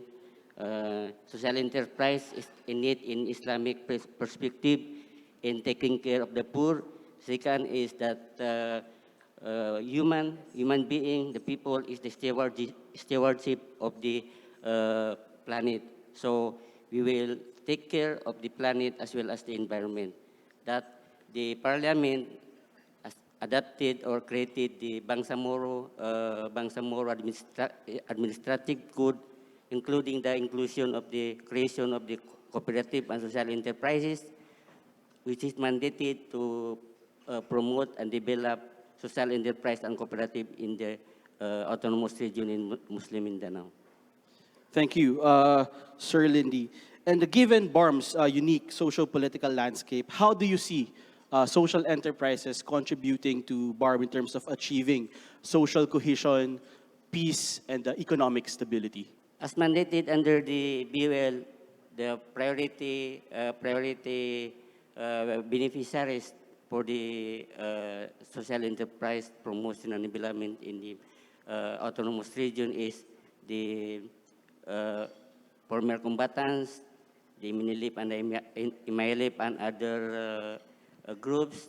We have the women's, IDPs, IPs, who are affected by the armed conflict during the struggle. Since our region is being devastated by armed conflict even before the creation of the autonomous region in Bangsamoro Autonomous Region in Muslim Mindanao. So that for that, under the BUL and in the Bangsamoro Administrative Code, we have to promote social enterprise for the community to be a vehicle for viable social enterprise and business in the communities, conflict affected communities, in order to and also as a platform for poverty reduction. Thank you, Sir Lindy. So you are transforming former camps. The former rebels who already surrendered, you formed them into people's associations, and you are helping them. You are transforming them to become social enterprises in order to contribute to the local economy in BARM. And I'll get back to the thought that Mayor Trina mentioned earlier. And the next question is actually my last question is for Ms. Mona and Mayor Trina. In one of the sessions of the strategic planning, specifically for Quezon City, it was mentioned that social and solidarity economy sets up the stage for social enterprises to thrive because, well, it calls for the active participation of all citizens from all sectors, from all walks of life to contribute to economic, well, to democratize economy in the area. And if that is set effectively, if that ecosystem is set effectively, then social enterprises can thrive. What is now the role of government in setting up or nurturing this ecosystem that will allow social enterprises to thrive? Mayor Tina, Mona. I've always believed that as government officials or government workers, we are enablers. We do not, we facilitate. We do not, abuse our power, etc. But we enable communities, civil society organizations, etc. to, to develop and to thrive. So for us in Quezon City, just to introduce briefly my office, we are the Small Business Cooperatives Development and Promotions Office. So I think we are we are the only LGU in the Philippines that has a specific department that's geared towards helping the development of MSMEs and cooperatives. And I think for social enterprises to thrive, social enterprises is included in that sector, and that is why we in Quezon City really envision to become the capital. Not just because of all the issues or not because of all the factors that was raised by Prof. Mike earlier, but I think more than that, we create this environment I like what Prof. Mike said about we want to stop living, we want to stop being known for, with all the waste, with all the issues, etc. Like, we want to start doing something. And that's why Mayor Joy's vision, kahit na nape-pressure ako konti, but we believe that for social enterprises to thrive is we have partners such as Bayan Academy, such as all the other partners in this room, because we are enabling. We do not just pay for, we do not just govern, etc., but we enable communities as well. So, Mayor Trina? I want to echo what Mona said, because that was also the word in my mind, is that government should be the ultimate enabler. Because the end question is always, how do we provide opportunities for people to reach their full potential? That is the main role of government. And in that kind of ecosystem for SSEs, it's not only about providing support to these social enterprises, but that support comes in many forms. So technical assistance, capacity building, connecting them with the markets, with national agencies, which is what we've been doing to get funding as well as other support. But also reining in the rest of the community. So if you saw the presentation earlier by Rod, he talked about Ato Kali, which translates to "this is ours." And when you provide that kind of ownership and engagement with the people within that ecosystem and within the community, then you're saying to them, it's not just about these social enterprises, but it's about each and every one of us, because what we're supporting are these small local businesses, marginalized communities, people who otherwise can't enter into the formal market or don't have so many opportunities. So, enabler of social enterprises, but also enabler of the people to become engaged in that kind of ecosystem so that they themselves support these social enterprises, want to put up their own as well, and try to really just look out for each other so that the ecosystem works for everyone. Thank you, Mayor Trina. Unfortunately, that's the only time we have for today. And I think we are opening up the floor for questions from the audience. Yes, we do have a question from our online participant. This is for Mayor Trina. SE Roadmap stakeholders serendipitously come across Odyongan as they were looking for a pilot municipality. There are over 1,400 municipalities in the country. What would be your advice to the group in selecting other municipalities? Well, first and foremost, I would really like to thank Bayan Academy, Bayan Family Foundations, Prof. J, Prof. Carlo, and the rest of the team. Thank you so much for putting your trust in Ojongan and for seeing us, Of course, to Sasakawa Peace Foundation, thank you for the support that you are giving this initiative. To SABSI and the rest of the co-organizers and partners. I think it was very serendipitous. We weren't in the plan, but we became part of the plan. And my advice to other municipalities, is it, right? Other municipalities who wish to go onto this road is that it's very important, first and foremost, to know what it is you want, what is the vision that you have for your community and for the people. And first, it was very clear. that it should be a community-driven strategy, that at the end of the day, people have to benefit.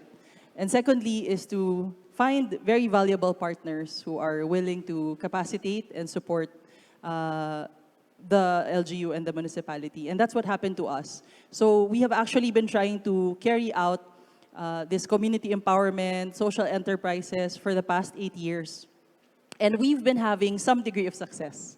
Because if you look at the template of LGUs, especially rural LGUs, social enterprise, community empowerment, that's not on the menu. You know, it's not on the list of priorities. So we were trying to just navigate ourselves by ourselves. But when partners came, I think it provided us an anchor and it provided us a clear direction of where we wanted to go. So my advice for those who are interested to carry out this kind of task is to look for very good partners and actually not just private organizations, but there are a lot of national government agencies who are also willing to assist. So really creating a pool of partners and supporters that can help you on your way. And thirdly is to get everyone on board, especially the local government unit employees. Some of my LG Ojongan family, they are here from the different departments. And it's very important to get them on board because you can't be the only one who thinks this way. Everybody has to think that way and everybody has to want what you really want. And in that way, we can all move towards the direction and objective that we want. Thank you. We have last question. How is the QC LGU assisting or supporting in the disaster risk reduction and recovery program for affected areas, especially the informal settlers? So since 2019, we have a program. It's called the Community Savings Group.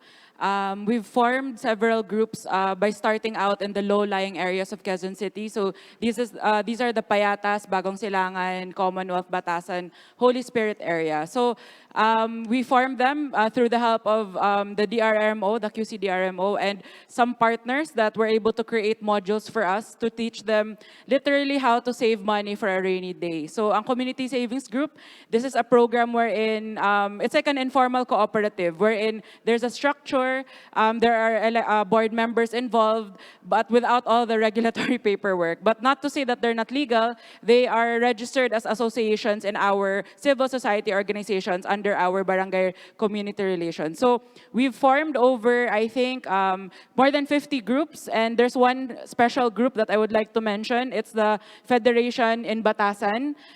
They have savings of over 50 million pesos already. So these are contributions from their members.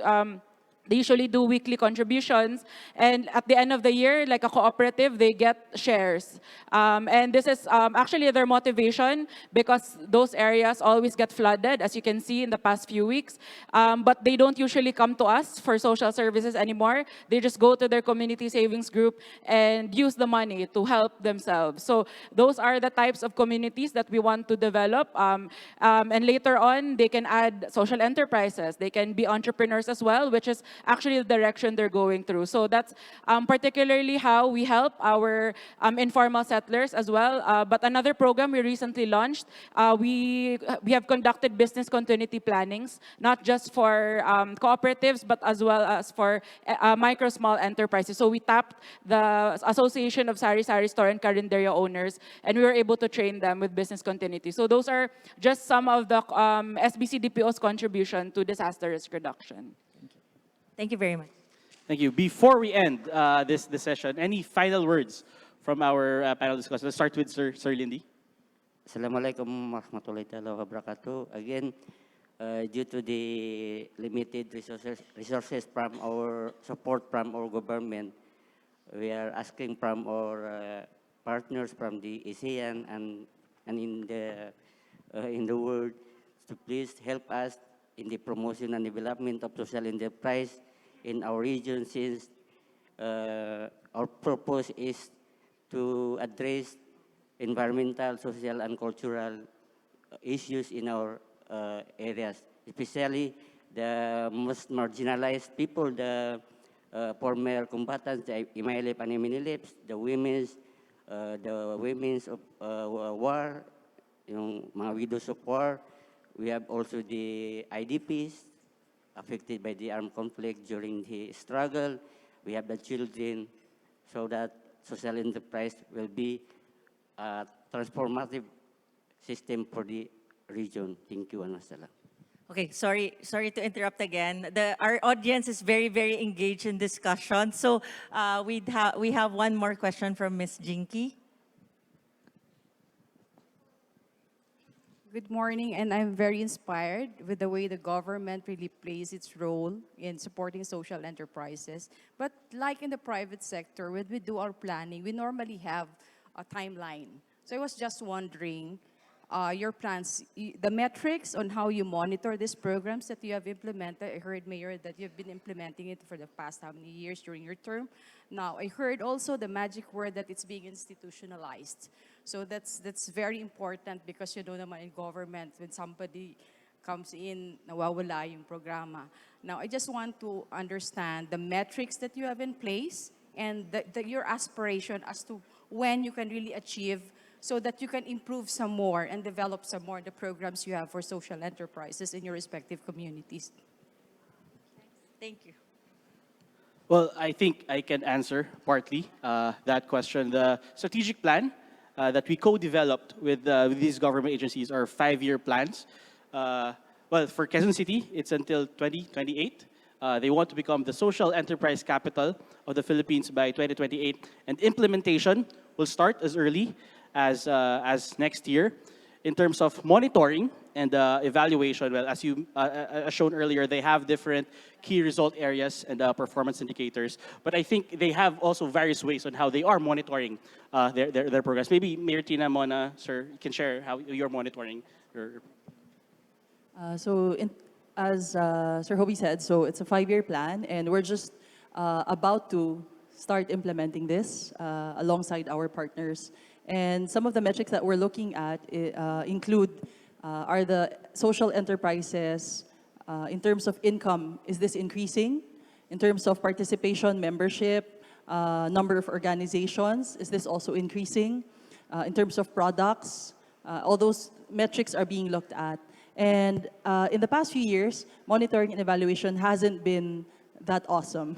And that's kind of government, right? But which is why it's very important to have this technical capacity from Bayan and from the roadmap, is that now I think we have clear direction on how we will be able to monitor and evaluate and tweak the programs based on that. So it's a very large part. But the part of the institutionalization has been very clear to us because as politicians operating on 3-year election cycles, we know how programs can get derailed. And so the 5-year plan in itself is already a testament that, we want this to extend beyond one politician. And which is why it's very important to ground and capacitate the employees who will be there all throughout, because they will be the ones to really push for that.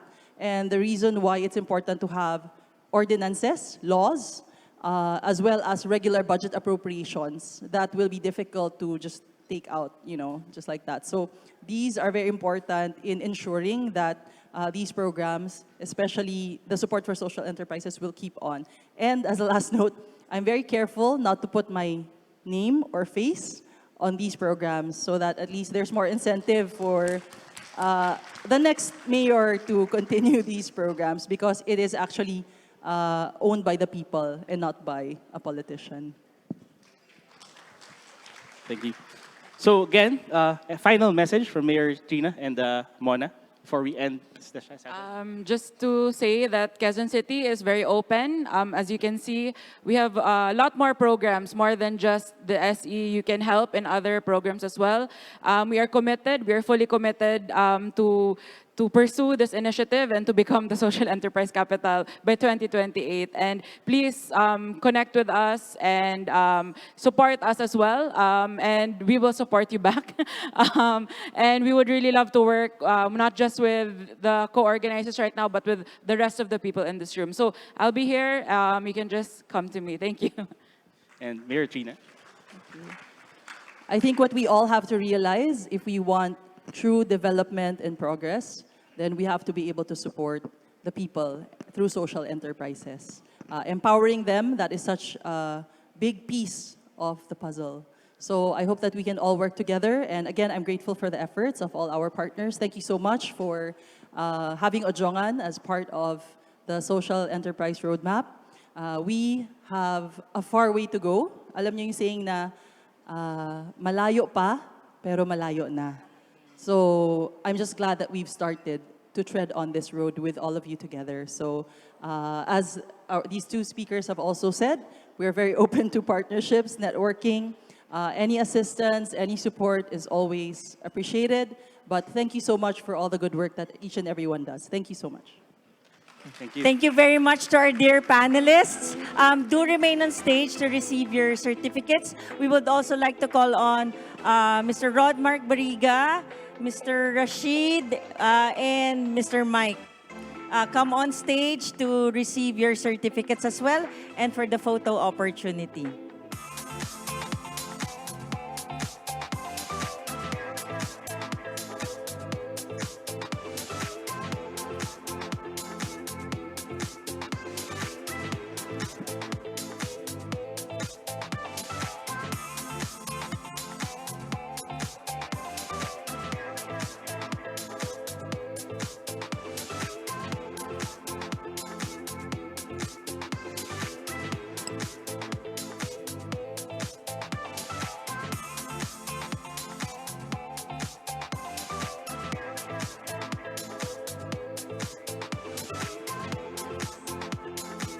Okay, thank you very much, everyone.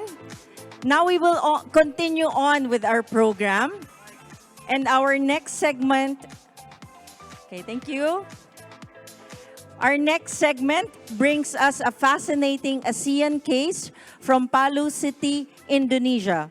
Today, we'll learn about how Palu has effectively mobilized its stakeholders to contribute collectively to the SDGs through SE and SSE efforts. To begin this session, we are honored to hear an opening message from the Executive Director of the Sasakawa Peace Foundation, Mr. Itsu Adachi.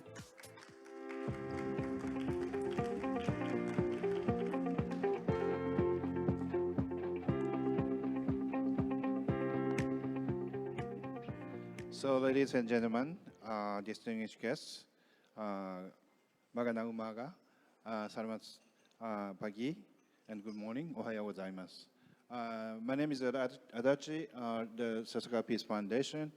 This is a private foundation of Japan, established in year 1986. I'm in charge of the Asia and Middle East countries to keep the friendship and also to conduct several projects with the partner of these different countries in Asia and Middle East. So I'm a very great honor to join this conference this time. And also I'd like to special thanks to the Bayan family of the foundation, led by Leroy, and also SAPSE, and also Secretary to the National SE Roadmap for giving us this opportunity. So very much honor. There's some attendants they presented mentioned our name, our organization name, even that we provided so small the contribution to each project. So far, the last 3 years, we conduct the joint work together with the partner in Philippines to support the online-based women entrepreneur acceleration, the entrepreneurs and acceleration program. So we are very much appreciated to involved in this, be involved in this initiative, and then also now we're a little bit shifted to focus on the more social enterprises, and at the Sasakawa Peace Foundation, we are committed to fostering global peace and prosperity in our unwavering support for social enterprise. We believe that these enterprises hold the potential to drive meaningful change by addressing addressing social issues through innovative and sustainable business models. Then, by integrating economic activity with a social impact, they serve the powerful catalyst for development and equity in communities worldwide. Meanwhile, the social solidarity economic enterprises, the cooperation over competition, prioritizing human dignity and environmental sustainability. This holistic approach that benefits those directly involved and fosters a more inclusive and equitable global economy. Through this lens, we view our mission is to act as the facilitators of knowledge exchange and collaborative action. As the Sakawa Peace Foundation, we understand that local government plays a crucial role in ensuring driving the ecosystem for social enterprises and social solidarity economy. This morning, we learned that about 3 regions in the Philippines and how the local government units proactively support social entrepreneurship. That we could see that the strong leadership of the mayors. One is the mayor Trina, the Odiongan, and also the mayor Joy in the Quezon City yesterday. So then this next section, we brought our partners in Palu, Indonesia. You remember that almost 6 years ago, the very serious the earthquake and the tsunami and landslide happened and affected so many victims in the 1,000 victims in Indonesia.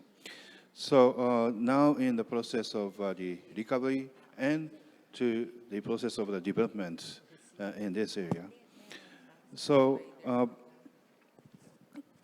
they like to share their unique experiences, which we support and work together from the beginning. That we have been involved in Palu, Central Sulawesi, through research and pilot projects aimed at developing an inclusive economy model, supporting vulnerable groups.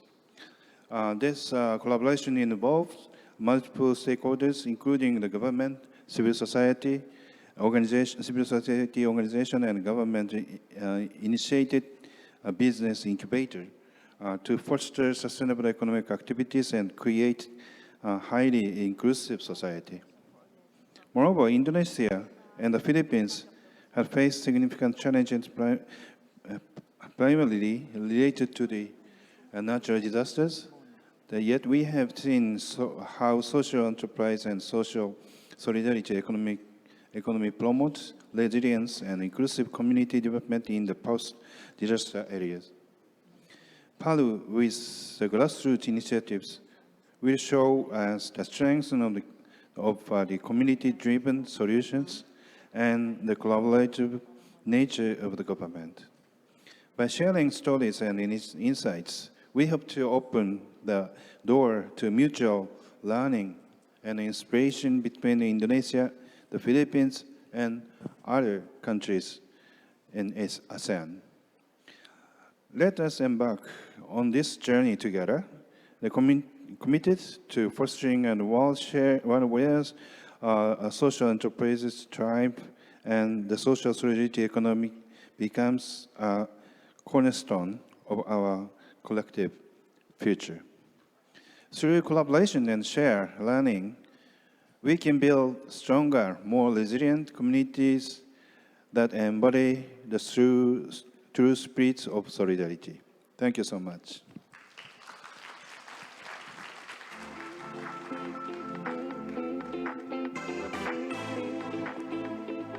Thank you so much, Mr. Adachi. The next part of this session will be a panel discussion moderated by the program officer from the Sasakawa Peace Foundation, Dr. Disa Adanisa.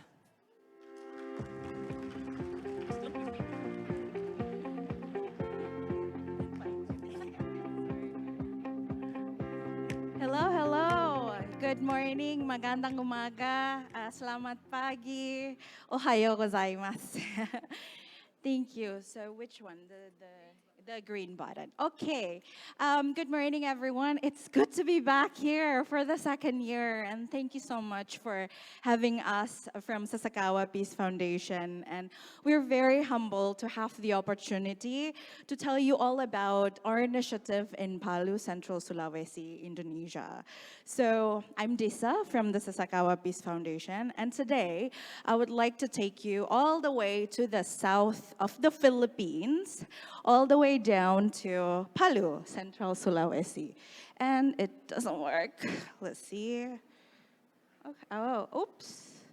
There you go. Thank you so much. Can we go to the next slide?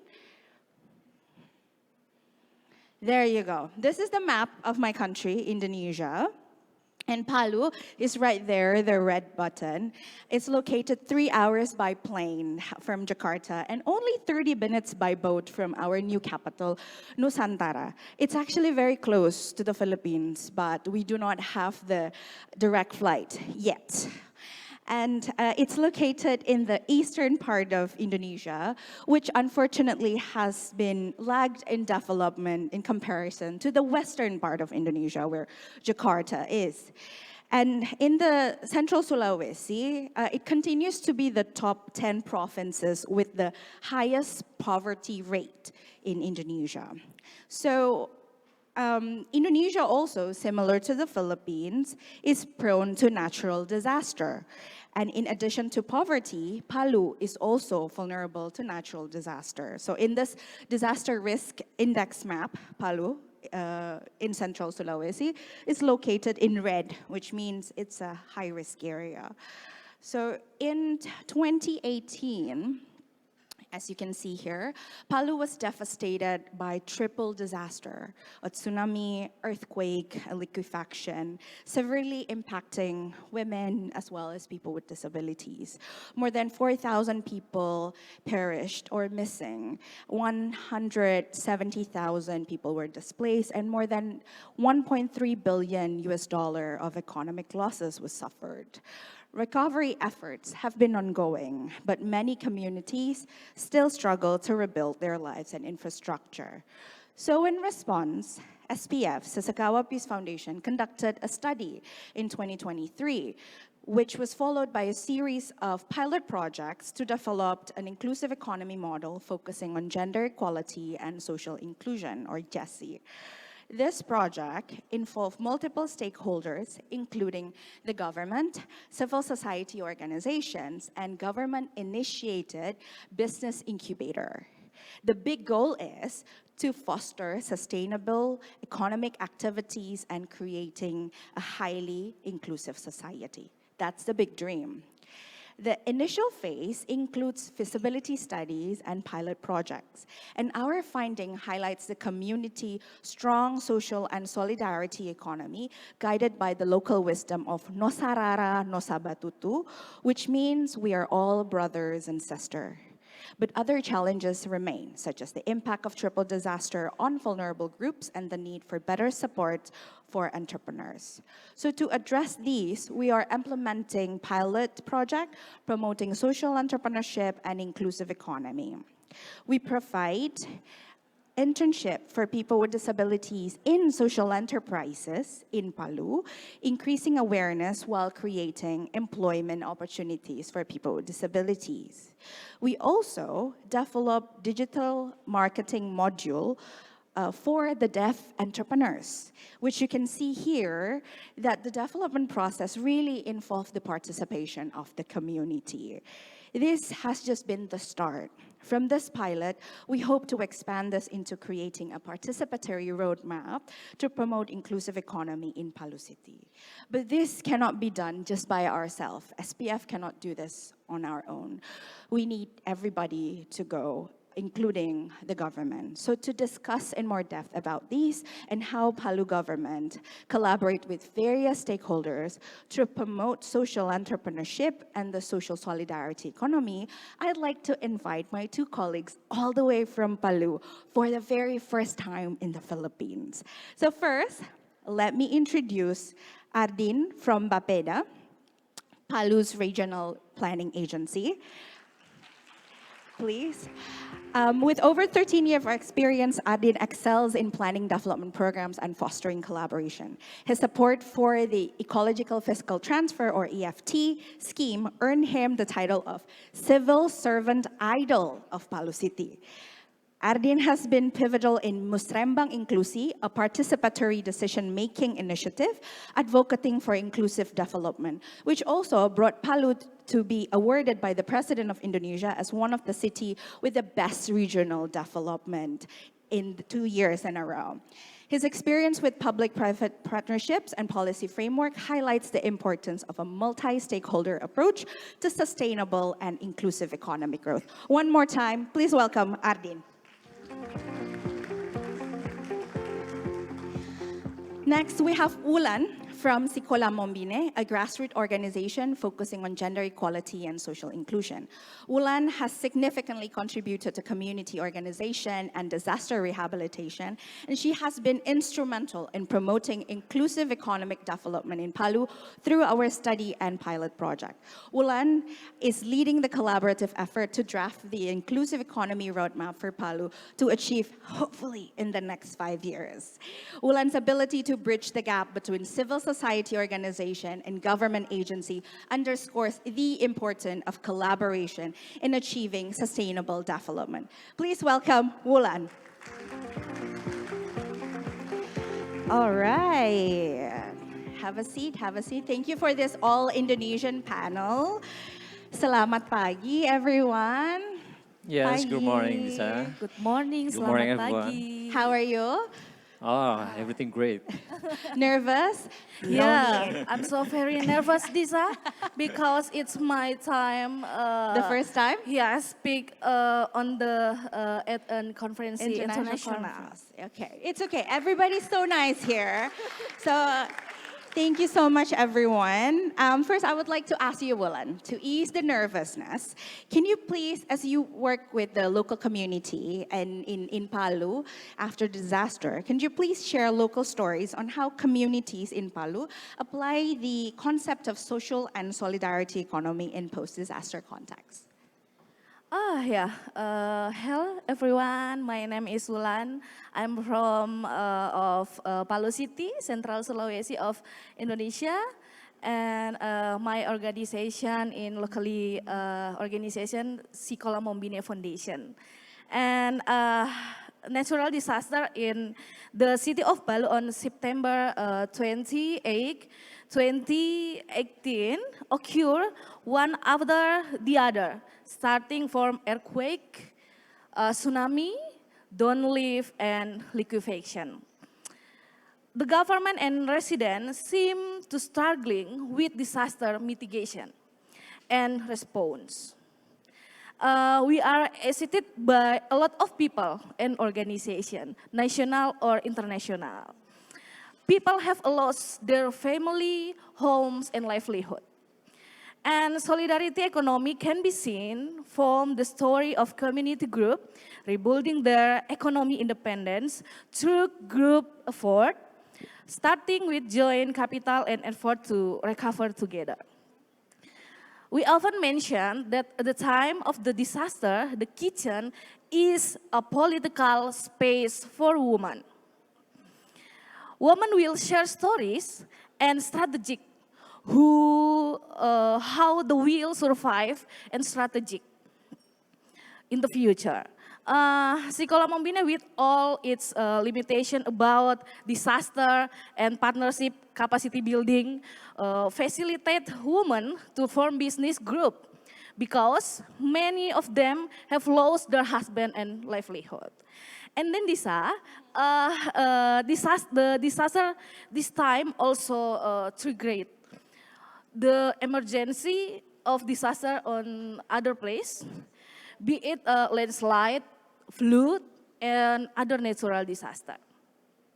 Sikola Mombine, supported by Sasakawa Foundation, research experience, meet with residents of Petobo village who were severely affected by liquefaction. It turns out that in the minds of the limitation survivors who live in temporary housing, they always and never neglect to help residents outside the city of Palu who experience disaster. Usually, they will collect rice, blanket, and other domestic. This movement we carry out independently and continue to survive to this day. Even though they also lost everything. Thank you. So in the Patoba village, which is disaster-affected area, the people still live in the huntap or temporary housing, but yet they also donate their domestic products, their rice, their blanket to other people who are affected by disaster and by floods after the disaster. So we can see that the solidarity, the social and solidarity concept is already there in Palu, in the grassroots. So it's there, it's great, but how about in the government policy? And since today we're talking about government role, we have the representative from the government of Palu City, Ardin, the civil servant idol. Ardin, could you tell us a little bit about the SE or SSE policies of frameworks in Palu City? Okay, thank you, Disa. As we know, the government has so many regulations as a guidance to do something. And if you want, we'll talk about policy, we need to bring them into the regulation. For your information, now Palu City is in election period, and our mayor, one of the candidates for the election. So if we talk about the policy, if we bring the policy into the regulation, the concept of SE not depend on the mayor. Who's the mayor? Who's the next mayor? Whoever the mayor, the project and the program is running in the next period. So we talk about sustainability of the program. Because of that, Palu City government has regulation related with the concept, SE concept. We have local regulation about fulfillment and right of person with disability, and major degree about support for SMEs. And then, not only that, in our middle term planning document, the period of document for 5 years, starting on 2021 to 2026, we have 53 priority programs, and some of them related with the SE concept. There are development of the economic zones, capital assistance for SMEs, both for the fishermen, and so on. One of the programs to optimize the support when we give to the SMEs, we have business incubator. And they have 6 services, such as digital marketing and operational online business. Regarding inclusive issue, Palu City wants to be a disability-friendly city. As Disa mentioned before, we have Musrembang Inclusive. It's like a forum invited by vulnerable community. Why? Because we need to talk with them how to build the city to friendly with them, because we need to directly know that information from their side. We try to build the city participatory approach from all the people live in Palu. That's why we have some of forum, like in the different level, to know how the city develop for all of them. Lisa. Thank you. So you have SMEs regulation, you have Musrembang Inclusive as well, a participatory, inclusive regional planning, development planning. And also, I know this, that maybe Wulan would also talk about this, that the medium-term plan of Palu also includes inclusion as well as supports for SE, social entrepreneurship, as well as the SSE concepts as well. So let's talk more on partnerships and synergy, because we cannot just work with the government, it needs to be a collaboration. So Wulan, bring us to Sikola Mombine. Sikola Mombine has always been working with the communities as well as the government. So could you tell us what are your strategies to actively engage with the local communities as well as the government? And tell us the challenges too, Wulan. Okay. Thank you, Disa. Everyone, Sekolah Mombine was established and formed to encourage women's leadership in the public sector and provide higher capacity building through village learning classes. We carry out education based on knowledge and experience from women's life. We design program together with the community based on their needs and problem analysis. After that, we will socialize the program with the government. Everyone involved in our work will be mapped out their roles and responsibilities. And then,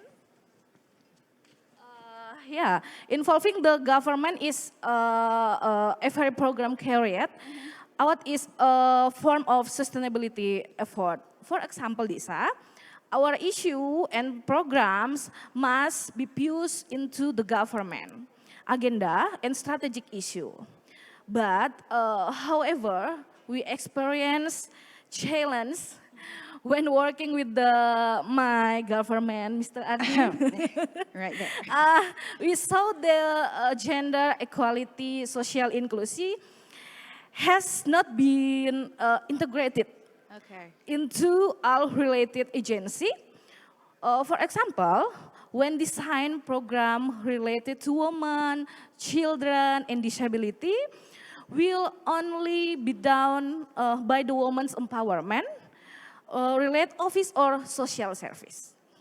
And not all actors in the government have an understanding of social solidarity, economy, and gender inclusion.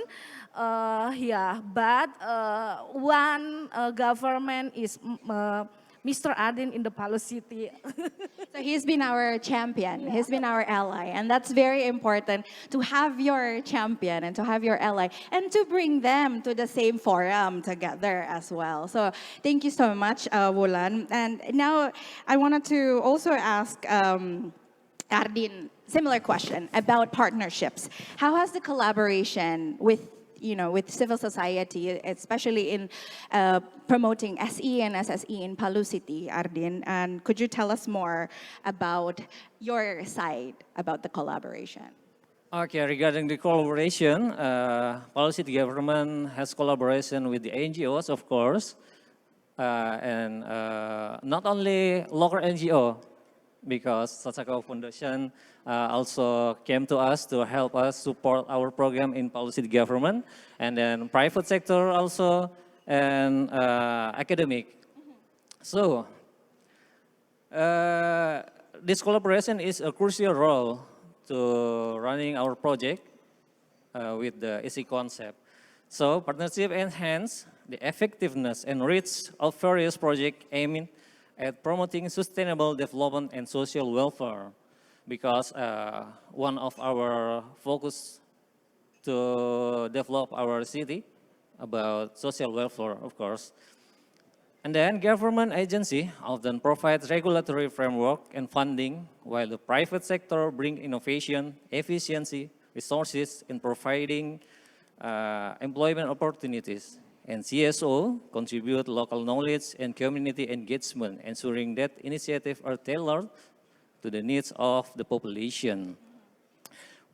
When they are collaborating, it will become a powerful resources to run the project effectively. That's the key. So, Palu City government is pleased to Sasakau Foundation one more time, because the government has limitation expertise to assist because our project in Palu focus on disability EMS and disability and women SME. Because of that, the government knows we have no expertise to assist the disability SMEs. So Sasakau Foundation brings Sekolah Mombine and Copernic to assist the SME in Palu City to run the project. Thank you. Yeah. Thank you for highlighting our role. But it's very important that you also understand that there are challenges, but each one of the stakeholder has their strength. CEO has the power for capacity building, and government has the policy making strength as well. Going into a bit of a social entrepreneurship side of our project, Ulan, in our pilot projects, how do you see social enterprise, the role that it can play to foster an inclusive economy? Because that's what we want to do in Palu, to hopefully integrate and create a more inclusive economic growth after the disaster. So what is the role of social enterprise? I think so that, Kadisa, because social enterprise of Palu City can be a key actor in implementation social solidarity economy. They are involved in providing work for disability group. They can facilitate job. They have an impact on income. They can also become entrepreneur coach and can create other SE, solidarity, social enterprise. But this social enterprise in Palu City needs regulation and access to finance. We are hoping to address. And then learning from the matchmaking, Sekolah Mombine, Sasakawa, and supported by Sasakawa and Copernic, it is necessary to encourage entrepreneur group to be able to accommodate friends with disability and also provides access to them. So social enterprise become the key actor in driving inclusive economic change. Ardin, one quick question. How do you see SE and SSE contribute to building resilience as well as contribute to SDGs? Because BAPEDA is the agency that looks after SDGs achievement in Palu. Yeah, if we talk about the resilience, it's as you mentioned before, because we are in Palu City living above one of the biggest city fault line. The name is Palu Koro Fault Line. So the disaster can occur anytime, and when they happen, the community must be able to resilient independently. So the concepts are integral to build resilience in Palu City. They are not only enhance economic stability, but also foster community solidarity, innovation, and preparedness, of which essential is mitigation to impact natural disaster. As initiative can mobilize local resource and talent to address community needs, especially in times of crisis. By pooling resources, communities can create safety nets that provide support during and after disaster. This collective approach enhances the ability to recover quickly from shock. And we do see that in Palu, Disa. You do see that SE actually driving Yeah, of resilience in the community. That's great. And I know that we have to wrap up soon, but I have closing questions. I know Maan is right over here. No. I have closing questions for both of you. Because we talk about synergy and collaboration. So Ardin, first, why do you think collaboration is important? And how do you think government can collaborate further? Okay, because the government has limitation of resources, expertise. So that's why we need to mutual complement each other with the NGO, private sector, on all of them. And the government must be proactive to create a larger impact to implementing the concept in Palu City, of course. Thank you. So we do have to collaborate, and it's great to know that the government realized that. Wulan, same question to you. Why collaboration is important, and what are the tips and tricks that you can offer us in the room if we want to successfully engage with the government in our initiatives? Okay, I think tips and tricks to involve the government are build a good relationship with my organization, government, and government. Like today. Yes, like today. And positioning the government as a partner collaboration because government and civil society organization have the same goal. And Lisa and Sasakawa Foundation, I'm also thank you so very much for this opportunity because can be this conference. I learned a lot from the experience of many people, many organization. Terima kasih Kak Disa. Sama-sama. One last question, Ardin. Thank you, Walan. Learning from others. How has your participation in conference so far, and what learnings would you like to take on from this conference to Palu after the conference ends? Okay, Lisa. Oh, this room is full of energy. I can feel it. It's like charging my SE battery and ready to continue our effort to implementing our SE program. And then, Philippines has a roadmap and a good ways to running faster because the Philippines makes collaboration from government, NGOs, academic, and all of them, all of the level of the stakeholders. So, from this conference, I learned what we should do to improve the concept, to implementing the concept. There are only 3 ways. 3 ways. Yeah, there are only 3 ways. The first, do more, do better, and do together. Do more, do better, and do together. So let's keep charging the SE battery to work together, one collaboration at a time. Thank you so much. Terima kasih. Maraming salamat po. Maraming salamat. Thank you very much to our esteemed panelists. Thank you for coming all the way here and sharing your wonderful stories. We would like to call back on stage Mr. Itsu Adachi for our certificates and photo opportunity.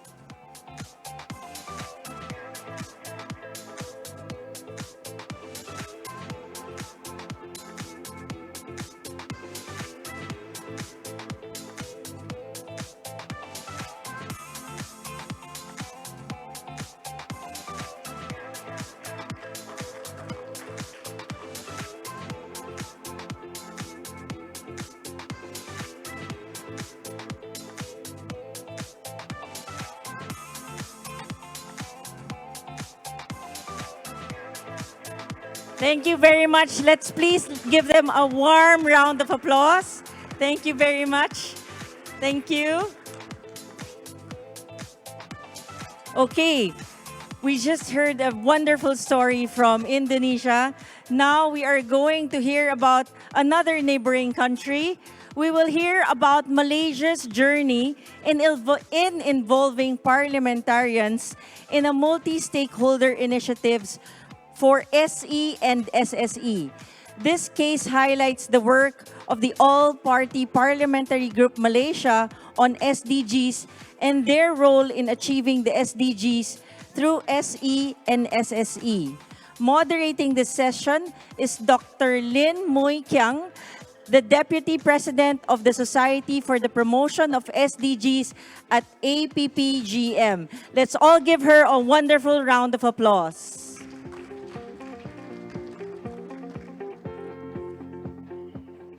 Good morning to everyone, ladies and gentlemen. This session is on the role of parliamentarians. And we will have 3 speakers, 2 from the All Parties Parliamentary Group on SDGs, and 1 from ILO from Bangkok, who will be joining us online. And our first speaker is Mr. Panir Silvaram Jaraman. He is Director of the Policy Solutions Unit at the Secretariat of the APPGM SDG. He has 19 years of experience in social work, project management, monitoring and evaluation, and research, coaching, training, And he is involved in research on community needs, curating solutions on issues on the ground, and building the capacity of APPGM SDG partners. He's also president of the Inspiring Bharatiya Association, an NGO working with teenagers to create a sustainable human capital among them with required living skills. He's also a member of the Government Human Resource Development Corporation Training Committee on Community Development. Mr. Paneer.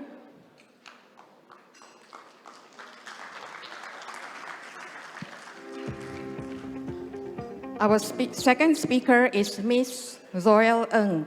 She's the director of the My SDG Academy and Corporate Communications at the APPGM Secretariat. She specializes in mobilizing young people in sustainable development initiatives while showcasing Malaysia's best practices in localizing SDGs to global networks. She's an award-winning leader in youth and community development with 18 years of experience in creating impactful social change. And she was selected as 2024-2025 Obama Foundation Asia Pacific Leader and recipient of the Outstanding Young Malaysian 2024 Award in Humanitarian and Voluntary Leadership.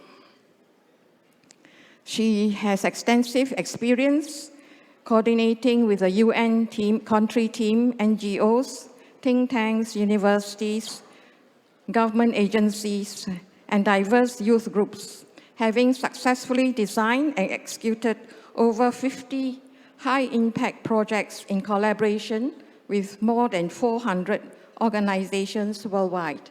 Ms. Zoel.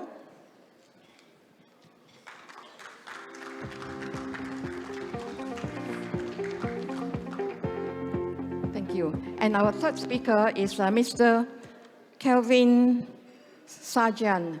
He will be joining us from ILO. He is the Senior Sustainable Enterprise Development and Job Creation Specialist for East and Southeast Asia and the Pacific.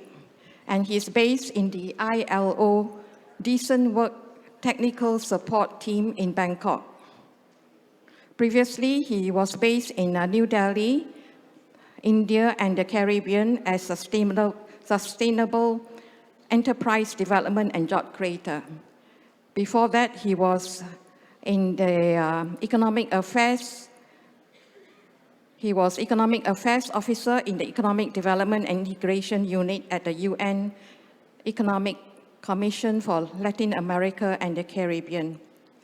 He has more than 20 years working experience, both in the public and private sector. And for this session, it is about the role of parliamentarians in multi-stakeholder initiatives, together with government in achieving the success of SE and SSE in Malaysia. Our panelists will inform us about the relevant policies and programs of the government to localize the SDGs through the strengthening of SEs and SSE entities. Our first speaker, Mr. Paneer, he will let us know about how the APPGM SDG designed its empowerment model and delivery mechanism based on SSE principles. And he will also inform us about how the APPGM SDG carry out district or grassroots level policy advocacy on people's needs based on SSE principles. Mr. Paneer. Thank you, Dr. Lin. Dr. Lin needs some introduction too, maybe. Dr. Lin is a very senior government official, worked with UN Malaysia as well, and she also worked in some investment initiatives in Northern America, if I'm not mistaken. So, although she is introducing us, but she is the major player together with our bosses here, Dr. Denison, and also Dr. Eri, Dr. Ben, in this advancing SSE concepts in Asia as well as in global. Okay, so I think without further ado, I'll just go into the slide. Before that, I had some difficulties, okay, not on the learning, but mainly on how to stay pretty among all these pretty faces here. So that was my difficulties for the past 2 days, but that's just a minor thing. Okay, so let me go into the slide. Okay, so in terms of the role of parliamentarians, Malaysia actually adopted this idea after our SDG introduction 2015, where the then Speaker of our House, the elected House, was very keen in having multi-stakeholder partnerships in advancing the sustainable development in the country. So there were actually a series of discussions, panel sessions and so on was taking place. And one of it is actually to use SDG agenda as a parliamentary model, okay, to advance, to localize the development for the people. And that's how APBM SDG was born in 2019. And then in terms of defining the role of parliamentarian, I think the paper by our Datuk Danisa Jayasuriya in the Journal of Parliament defines it in a very clear way, where they actually serve at two levels. One is at national and one is at local, where in national, they actually more play a role in terms of being a lawmaker, debating budgets, and also they are into oversight role and so on. And in local, they identify the local issues and the needs and finding solutions for the people on the ground. And together with APPGM SDG in Malaysia, what their role has been advanced further with some technicalities and so on, where in terms of their role at the national, they become the enablers for so many things, especially when we have a governing committee, our APPGM own governing committee in the Parliament House by the parliamentarian, who consists of both the houses, upper house and the lower house, and also it's a bipartisan in nature, and is conducted in a very high integrity manner. I think integrity is one of the very crucial principles that we really want to take up under this SSE and SE model. And this is actually enabled by the APPGM model. Apart from that, they are also leading the policy roundtables, special select committee engagements, and also many others. That's in Malaysia. Through APPGM, they're also now leading discussions and also presentations at regional and global level at UN meetings, UN ASCAP meetings, and so on. And in terms of local, they're actually mapping the local needs, okay, leading the mapping exercise at the local level in their parliamentary constituencies, and enabling micro solutions by identifying the needs of the people and also identifying the partners who are going to conduct the programs with the people. And also, they're also leading the capacity building program for the key community leaders as well as local agencies in terms of SDG, SSC knowledge and compliance. So these are the works that the parliamentarians do at the national as well as the local level together with APPGM SDG. I think the photo there is our boss, Dr. Danison, sitting nicely in a river right. Maybe the crocodile there just thinking, I might have my lunch with Dr. Danison maybe. So that's the photo, okay? That's in Sarawak. And the photo below is the micro solution that we normally do in terms of economic development. Women there actually trying to have her bouquet training, flower bouquet training going on and so on. Okay. Okay. So in terms of APPGM, we are actually very dynamic, where we are positioned to work with all the levels. That's the platform that parliamentarians use or utilize or leverage in terms of having multiple engagement at the multiple level through APPGM to champion SSE and also SDG agendas from global up to local. So in Malaysian context, so there are, I think, in terms of parliamentary level, I have explained to you just now. But apart from parliamentary level, we are also at the National SDG Steering Committee. As we speak now, our staffs there in Malaysia are attending the committee meeting together with the minister. And then we also have engagement with Ministry of Finance in terms of impact financing. I think I can share with you, past 2 years, we are actually receiving additional funding for SDG localization in terms of sustainable community farming. That's about 10 million. And very recently, we received funding to bring policy solution to the district level, district and local level. That's an initiative by the Ministry of Finance for another 15 million. So these are the engagements that our parliamentarian does, apart from through the APPGM model, to enable solutions to the local. And apart from that, we are also working at economic planning level and also at the implementation level, where we work with agencies. We are actually bringing in national partners towards solution.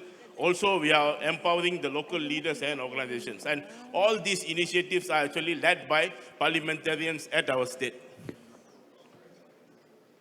Okay, this is the model that we work on, okay, where we started with community mapping over here, okay, at the research visit until the policy intervention that we are doing. And in the middle, we have micro solutions that we take up with communities, the micro programs and so on. I know this is very detailed, but this is more like our workflow that we do, from identifying the need and then working towards solving the issues at the micro level and also at the macro level through policy advocacy and so on. And for today's presentation, I would like to stick to two main things that we do at the district, okay, not at national, at the district or local level, where one is the micro solution project, the community development projects, and another is the district level policy interventions that we have adopted recently. Okay, I think I can go fast. So in terms of micro solutions, we took up SSE as our mainframe guiding principle in terms of designing our solutions for the people, apart from social work principle as well as the SDGs. So this become the key guiding framework for us to actually design the projects that we are actually doing, the initiatives that we are taking up under SDGs. And parliamentarians are again having a strong say in curating such solutions together with this SSE and social work and SDGs guiding framework. These are a number of projects that we run for the past 5 years, over 1,000. All has a high sustainability rate that we recorded. And in running all these programs, we are actually working with local partners. They are at districts, they are at local levels, they are in villages, and they serve better solution when given better capacity building through SSE models, through SE models, through cooperatives, through SDG values, and also social work values. And these partners, I think we are now at about 523 now. If you can see, cooperatives are about 18 of them working with us.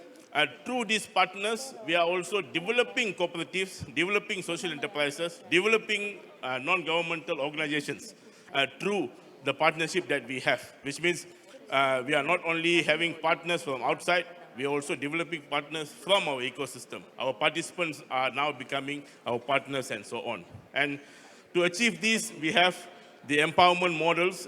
We actually adopted 2 empowerment models. One is the partners empowerment model, where we are moving them from just a grant recipient, as what Father said yesterday. Okay, we are not only sticking to the grant recipient status, we are moving them towards sustainability, where we are getting them to register social enterprise and cooperatives to be sustainable in terms of business financing and so on. So that's the movement that we are recording.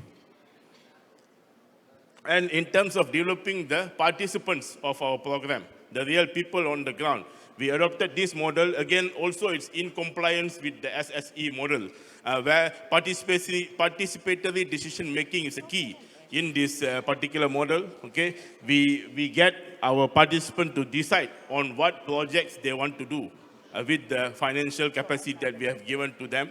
And we make sure they have active participation, and we create ownership of the program. This is where they become the owner of the program, and after some time, they become the partner with us, with organizations and so on. And after some time, it is running automatically, not even with our financing. It was their own financing through cooperatives and so on. Many good models are there. Okay, this is one of the example, I think I don't go into the details much, but this is started with kind of a generational poor women in Bajau, Sabah state in Malaysia. We met them in 2021. Today, they are actually entrepreneurial women with success products, okay, and successful space to engage, and their social support is actually increased by many sales capitals and so on, funding from other agencies and so on. So this movement is actually recorded through the SSE model that we took up by using our empowerment model, the partnership empowerment model, as well as the participants empowerment model that we adopted. Okay, so this is the new initiative, as I mentioned just now, the financing that our parliamentarians does with the engagement of Ministry of Finance, where we develop this particular project. We want to bring policy discussion at the district level, the local level, okay, where normally we talk about policy at national. This one is actually discussion on the policy at the district with district administrative and local administrative, local government and so on. And it's actually developed based on our VNR suggestion in 2021. And we are going to revisit the communities, also again together with parliamentarians, to actually find solutions for the people's need. We're going to map their poverty rate. We are actually after COVID, so we need to remap our poverty rate and so on. And we're going to bring national funders into the ecosystem at the local and district level. So it's a very unique project that we have undertaken now. We are finding literature reviews for similar projects all over the world currently. It's a very good initiative. And it was started with multi-stakeholder engagement that parliamentarian led in 2020 when we really started our whole APPJM initiative. Okay, so when we have problems on the ground and so on, we together with our parliamentarians started to have multi-agency engagements. So we formed multi-agency committees on the ground. And this particular committee is in Subang Jaya Public Housing Project, where we led the parliamentarian-led series of discussions with agencies, which able to solve systemic issues on the ground. And this is actually a very successful model that we have. We have few models also, where parliamentarian leading discussions toward finding sustainable solution in a multi-stakeholder way, promoting the solidarity model and so on. I think in terms of lessons, we can say that just now I was saying parliamentarian leverage on APPJM SDG dynamic position for the greater good and bringing SSE-based solution to the people and empower the partnering organization towards sustainability through forming of SE and also cooperatives. They also lead discussion and foster sustainable policy making at the national as well as the district level. And they also enable financing for publications, enable financing for projects, enable publications. I think we have a lot of publication and also knowledge sharing. That's what I'm today, learning from all of you. I think that's it from my side. The picture doesn't have anything to do with the politicians or parliamentarians. That's our future. Let's make them smile for very, very, very long time through whatever work that we are doing now together with the parliamentarians. Thank you. Thank you very much, Panir, for a very exciting and comprehensive presentation. And now we'd like to invite Ms. Joelle Ng, who will give us an overview of the SSE landscape in Malaysia, challenges, policy, environment, as well as way forward. Thank you. All right, thank you, Dr. Lin. Hello, good afternoon. Hui, energy is still good, although the lunch is not here yet. All right, thank you for this platform. Thank you to Dr. Dennison, my mentor. And also, I just want to share something. I have a chance, I'm blessed, I have chance to work closely with member of parliaments. And we have the chance and now working with 115 member of parliaments from different parties, opposition and also from the government. And because of today is our Malaysia is a parliament sitting. They couldn't come here. First, we have two who can't come here. And therefore today, in my few minutes sharing, I would like to share a little bit of reflection of what I learned these 2 days. And also, we we as a person who work very closely with member of parliaments, how we can actually become an enabler for them to perform their role better based on some experience. Just now, Panya shared is more like the platform, APPGM, how to help the member of parliament. I remember when 2018, 2019, when I worked with a minister, the deputy minister of youth and sport, the third days, in his car, and he told me this. He said, Zoel, as a politician, in the politics, we have two components. One is fight for power. We need power in order for us to have voices in the system. And the second component is we need to manage the country. And in the system, there are people who are very good as an executive who manage the country, but they are very tired with the politics in terms of politics, fighting power in the politics. And therefore, he said, we have to work together. He said he will go and get the resources, get the support from the party, from the country. And we need people like you to work together with us to actually make the things happen. And therefore, and this is where we now work closely with Member of Parliament, and I really envy that Philippines have our mayor Joy. I'm hoping that Malaysia have another person like them. If the Member of Parliament championing the topic, the whole movement will have different dynamic. All right, so a little bit glance of the SSE in Malaysia. SSE in Malaysia, I would say, we know that this is a global movement, but I have a little bit pretty that I get to know SSE because we have Dr. Dennison who really speaking it loudly. Besides Dr. Dennison, besides Dr. Band and the groups, I hardly heard others is speaking about SSE. But actually, SSE is not something really alien to Malaysian market. We have our gotong royong spirit since way before. We have our prosperity spirit way before, but it's not coined in this term. And therefore, we need a lot of awareness to go. And we know that SSE is the social and environment above the profit. And we are in a developing stage, but I see a huge potential, especially Dr. Ben already have a pathline how to leverage on the 2025 SDG SSE Summit. We are going to happen in the 2nd and 3rd May. And following is the Philippines as a chair country of as the ASEAN, how we can work together. And therefore, this afternoon, we have a strategy workshop. I would like to invite you to be a part of it to curate the pathway together as well. All right, so in Malaysia, we have diverse of SSE, we have the cooperatives, about 14,000 registered, we have the social enterprise, and we have a lot of faith-based organizations, and they are not poor. Okay, and they have a lot of heart for the community as well. And in terms of policy, in the 2015, we have the SE roadmap, and 2021, we have the acceleration program, the accreditation program, and we have the new national entrepreneurship policy 2 years ago. And this is some of the programs that Malaysia government have initiated to help the development of social enterprise through this MAGIC. Previously MAGIC now have already emerged to another department through matching grant. Well, since we are from APPGM, so I'll focus a little bit more on how APPGM, we work together with Member of Parliament. All our initiatives we bring to our meetings and approved by our Member of Parliaments.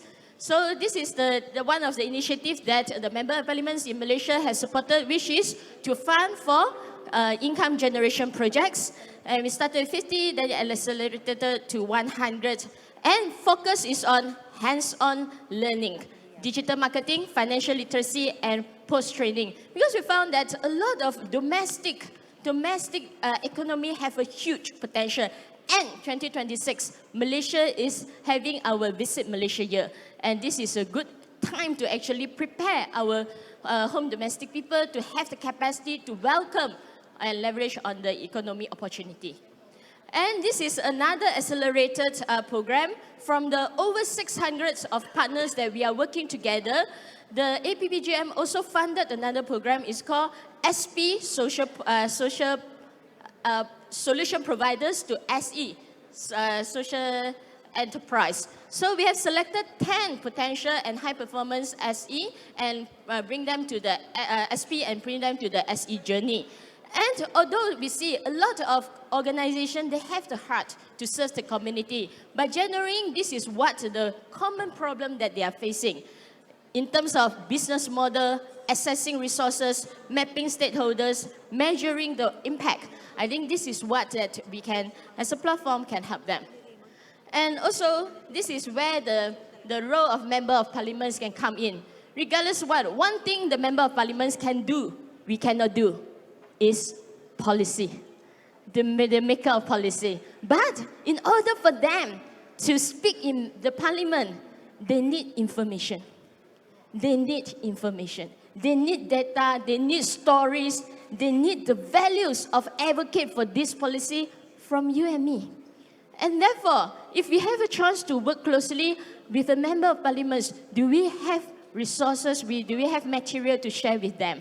I think it's quite important that we document and remind them, inform them about what is important and might be helpful for the country. And also, they as a member of parliament, they have the constituency, they have an influence in their constituency and the area that they want to champion. And we can always help them in terms of writing the speech, providing the material to make them look good when they are in the House and when they are performing in their constituency. All right? So, of course, APPGM STG as a platform to gather member of parliaments from bipartisan, we are trying our best to see how to make this platform more effective and impactful. So this is the multi-stakeholders. We work together through the different mechanism. But one last thing that I would like to emphasize here is about this slide. And once again, I would like to invite you to the afternoon. We have the strategy planning workshop. So we have a lot of good stories, mechanism, and also model being documented in this book. And this recommendation is not from me, it's from Professor Dato Denison, and it's written in this book in more comprehensive way.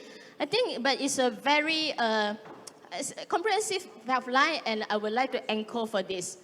I think it's important that we have a national SSE strategy and case studies. Story is always fascinating, right? It's not the hard data, but it's a story. The lawmakers have to know the story, and documentation is really important. Frankly speaking, to prepare these two slides, this book helped me a lot. All right, and to support in the regional events, where to foster the partnership. This year, I come to this Manila conference. It's really eye-opening. This is the first time I can see a conference in this high impact, getting the stakeholders from different perspectives. Then this is where we can share our best practices and also task force. All right, so last again, the time is short. So the ASEAN SDG SSE Summit, we look forward to work together with you all. And this afternoon, we have the time to talk more. And also, these are the two documents that we can share together. All right, so thank you very much, everyone. See you and talk more later. Thank you. Thank you so much, Ms. Zoel Eun. This is really exciting. We will now have to invite our third speaker, Mr. Kelvin Sargent. He is the Enterprise Development Specialist from ILO in Bangkok. Mr. Kelvin?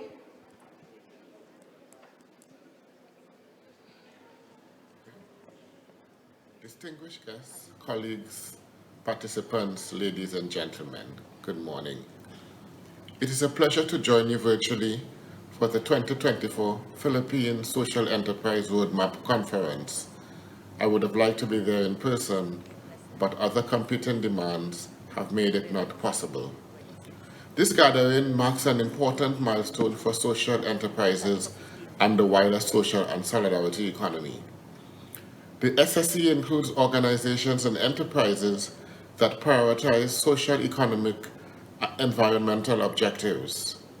When we speak of the SSE, we speak of organizations such as cooperatives, mutual benefit societies, associations, foundations, and social enterprises, all of which are characterized by democratic governance, participatory management, and a commitment to solidarity and collective well-being. This is what SSE is all about people. Together, these entities play a crucial role in advancing inclusive and sustainable development.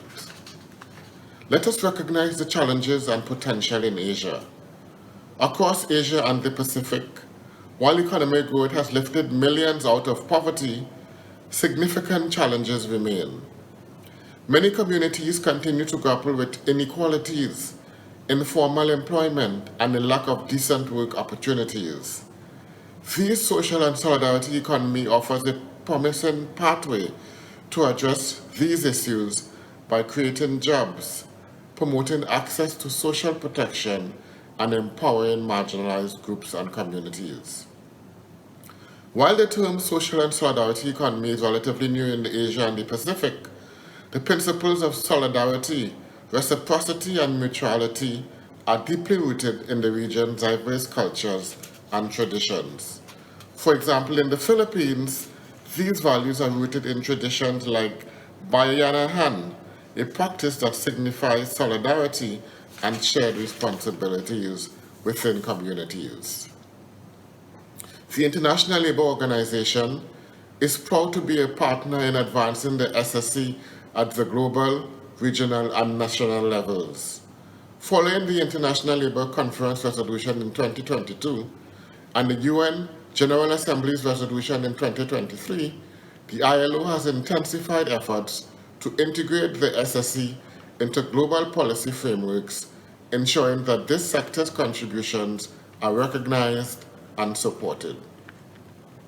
In the Philippine context, the ILO has been working closely with various stakeholders, including civil society organizations and local government bodies, to foster a supportive environment for SSC entities. The country's strong civil society tradition has contributed to an ecosystem where cooperatives, NGOs, and community-based organizations flourish. Policies such as the Local Government Code, the Cooperative Code, and the Microfinance NGOs Act reflect a long-standing commitment to empower local communities and expand the reach of the social and solidarity economy. This year, we are further strengthening our efforts to support the SSE through policy advocacy, research, and technical assistance. In particular, we are building on research from countries like Cambodia, Thailand, and Vietnam, as well as the findings from the Philippines to guide public authorities and stakeholders in creating supportive ecosystems. The Philippines, with its vast and robust cooperative and community-oriented culture, provides an invaluable model for other countries in the region. As we move into a critical period for sustainable development, the social and solidarity economy has an unparalleled role in addressing some of our greatest challenges. Social enterprises are uniquely positioned to drive inclusive growth, transitioning from informal to formal economies and promoting a just shift to environmentally sustainable practices. This is why SSEs should be supported by government.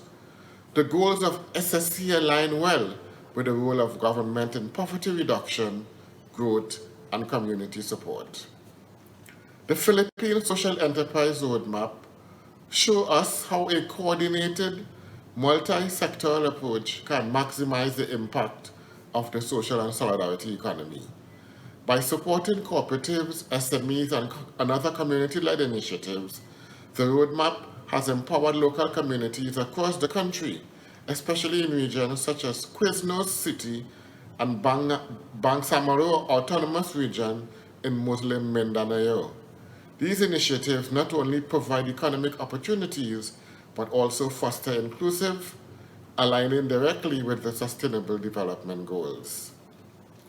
The SSC demonstrates significant potential to drive inclusivity and resilience across communities in the Philippines.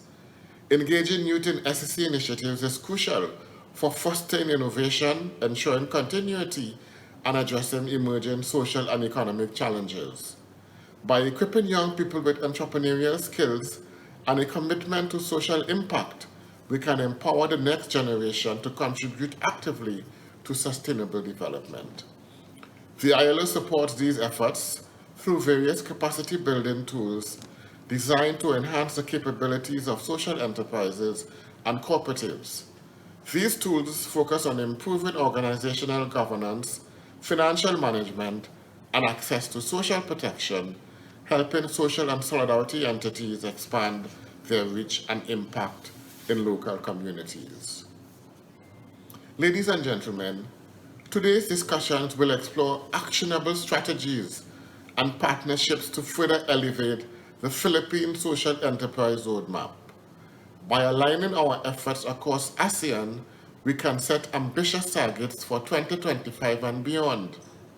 As Malaysia and the Philippines prepare to host future ASEAN summits, this work will be crucial in ensuring that regional initiatives not only support local economies, but also reinforce ASEAN's commitment to the Sustainable Development Goals. For the Philippines, a key priority is expanding SSE initiatives in regions with high poverty rates and supporting local enterprises in sectors that are often overlooked, such as the care work, rural development, and climate resilience. Legislative efforts such as the Poverty Reduction through Social Entrepreneurship Bill offer a significant opportunity to formalize and scale SSE initiatives, providing essential support for informal economy workers and other marginalized groups. The Philippine government's continued support in collaboration with the private and non-profit sectors can help drive policies that enable SSE entities to thrive and amplify their impact. In closing, let me extend my gratitude to the organizers for this inspiring event and to everyone here for your commitment to advancing the social and solidarity economy. I am confident that today's discussions will inspire, and empower each of us to work together toward our shared goals. The ILO, we stand ready to collaborate with you and to turn these discussions into concrete actions, supporting social enterprises and SSE entities to drive change, foster inclusivity, and make decent work a reality for all. Together, let us build on the momentum of the Philippine Social Enterprise Roadmap and strengthen our partnerships across ASEAN to create a future that is inclusive, resilient, and sustainable. Ladies and gentlemen, thank you, and I wish you an engaging day of collaboration and exchanges. Thank you very much. Thank you very much, Mr. Kelvin Sargent. Thank you for giving us a very useful regional perspective as we prepare towards next year's ASEAN Summit in Malaysia, where all of us are preparing to strategize on how we can be included in the main agenda of the ASEAN Summit. And that's why we're having this afternoon's workshop at 2:45 at the Winpei room. Everyone is invited from all sectors, corporate, NGOs, SSEs, and so forth. So I hope that we can work together, strategize to prepare for the summit in Kuala Lumpur in May next year, after which the next summit would be in Philippines, Indonesia, and Thailand, and then Vietnam.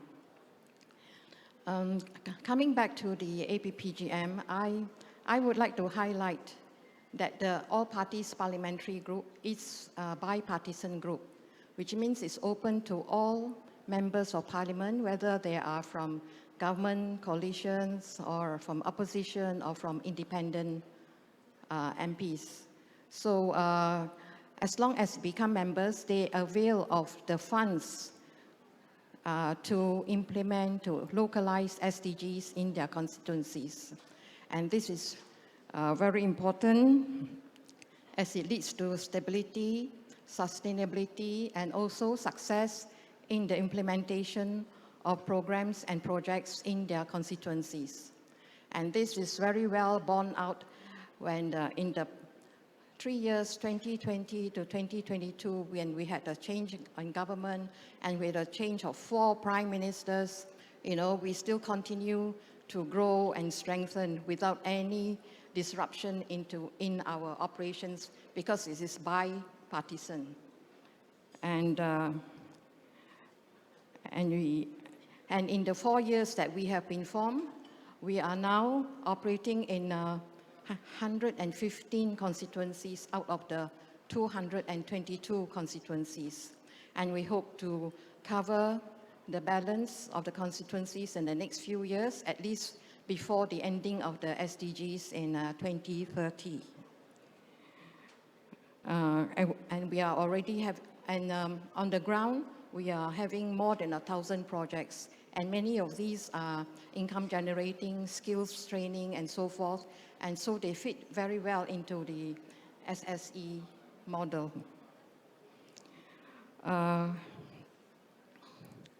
All these have big implications for the APPG SDG to enhance the SSE ecosystem, as well as to increase the number of SSEs on a nationwide basis in a matter of a decade. So we will continue to work very hard to achieve all this.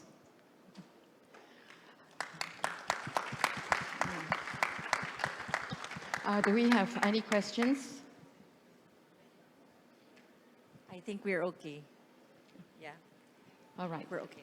So I'd like to thank the speakers and thank you all for listening, for your attention. Sorry. Thank you very much. Sorry. I think we just have one question on that side.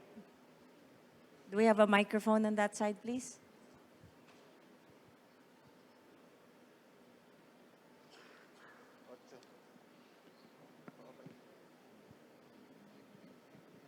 Okay, thank you so much. Anyway, before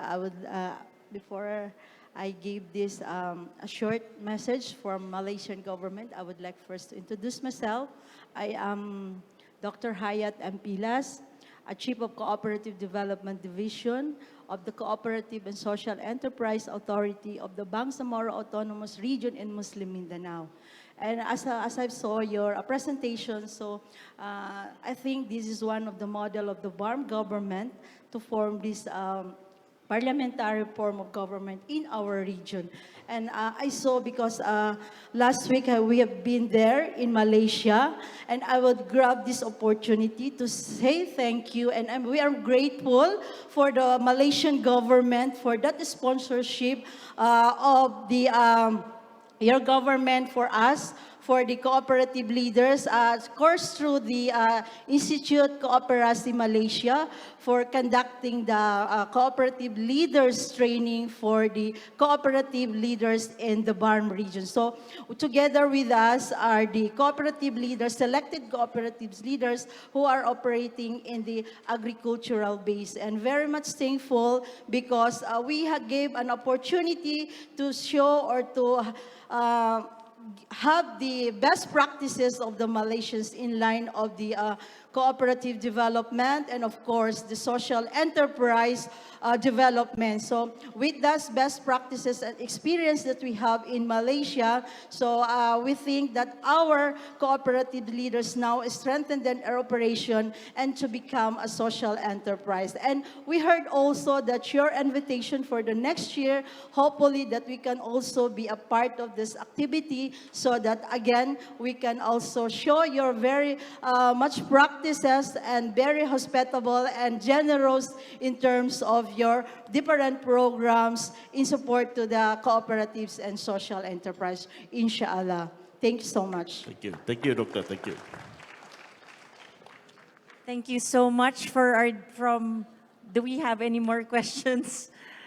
I think we are okay. Thank you very much once again for our moderator and our panelists. Do stay on stage. We will be having your certificates and a photo opportunity.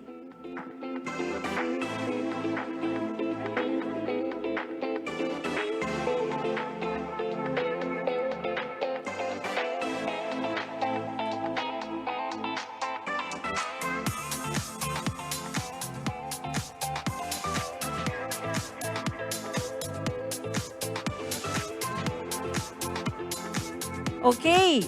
Thank you very much once again. Let us all give A warm round of applause to our panelists and guests. Thank you. Before we break for lunch, please give me 2 more minutes, just 2 minutes for some important announcements.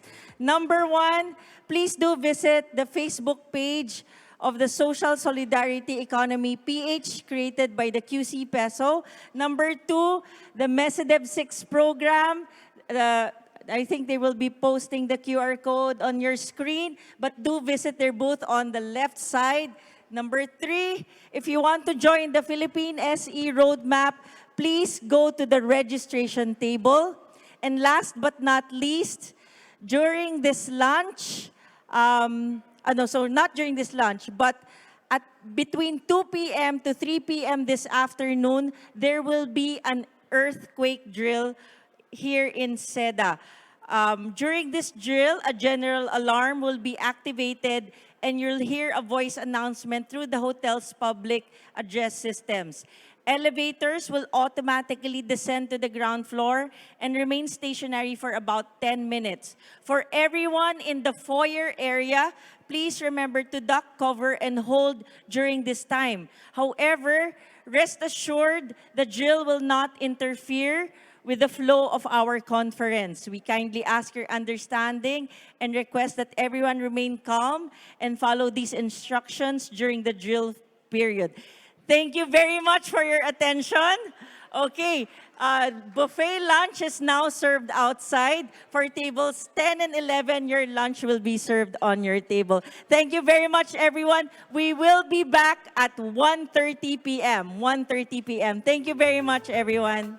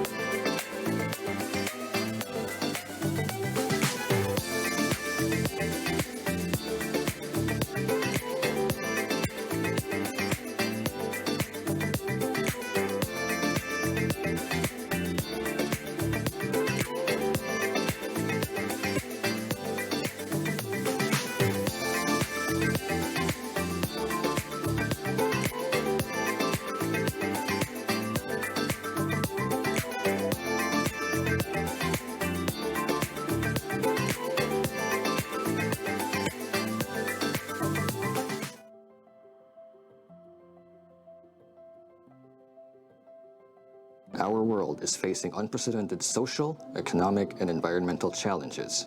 Our time for making meaningful changes is now. With only 5 years remaining, nearly 200 countries are striving to achieve the Sustainable Development Goals aimed at ending poverty, protecting our planet, and ensuring peace and prosperity by 2030. The United Nations and the International Labor Organization have called on countries to adopt social solidarity economy and help build economies that serve people and the planet. But SSE is more than an economic framework. It's a blueprint for building a supportive ecosystem where no one is left behind. Leading the way in championing SSE in Asia is the Asian Solidarity Economy Council. In the Philippines, advocates like HomeNet Philippines, a broad coalition of organizations representing home-based and informal economy workers, and leaders like Quezon City's Mayor Joy Belmonte are at the forefront of this movement. Adhering to SSE values and principles, the Quezon City's Public Employment Service Office tackled the COVID-19 pandemic by promoting food security at the grassroots level. Soon after the UN General Assembly adopted the resolution promoting SSE for sustainable development, PESO launched the first SSE forum to connect with stakeholders. Aligned with the global principles provided by the ILO and with the guidance of ASEC, PESO not only advances social protection and just transition, but also advocates for the implementation of SSE in Quezon City. In the midst of a poly-crisis, embracing social solidarity economy becomes an urgent task. When communities, governments, and businesses that embody true social entrepreneurship work together, transformative change happens.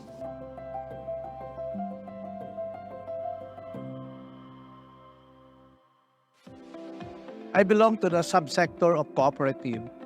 So it is in the DNA of the cooperative that it is part of our mandate and our mission that we will uplift and improve the quality of life of our cooperative members and the people in the area where we serve. Ang lahat ng cooperatives, bilang social enterprise, meron po kasi kaming, we are proud na meron kaming cooperative values and principles na clear po doon yung aming tungkulin sa society. Like po ng principle number 6, which is the concern for community.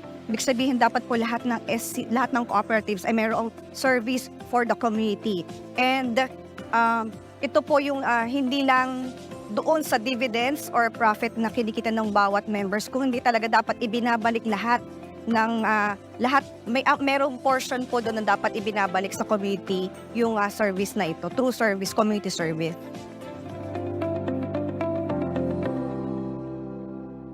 Sa Philippines, actually, kahit po sa co-op sector talaga, ang vision po talaga namin is mapaunlad at ma-promote po lahat ng SCs or kung sa co-op po yan, talagang maipakita na dapat tayo mula sa ating schools may promote talaga na dapat ang thinking natin hindi lang doon sa pag-empleo, kundi talagang magkaroon ng thinking na magtayo ng mag-entrepreneur, magtayo ng sariling negosyo, paunlad na rin ng sarili. Dahil naniniwala kami na yung pagpapaunlad ng sarili, ito na yung pinakaambag natin doon sa ating lipunan na makatulong sa pagunlad din ng ating society.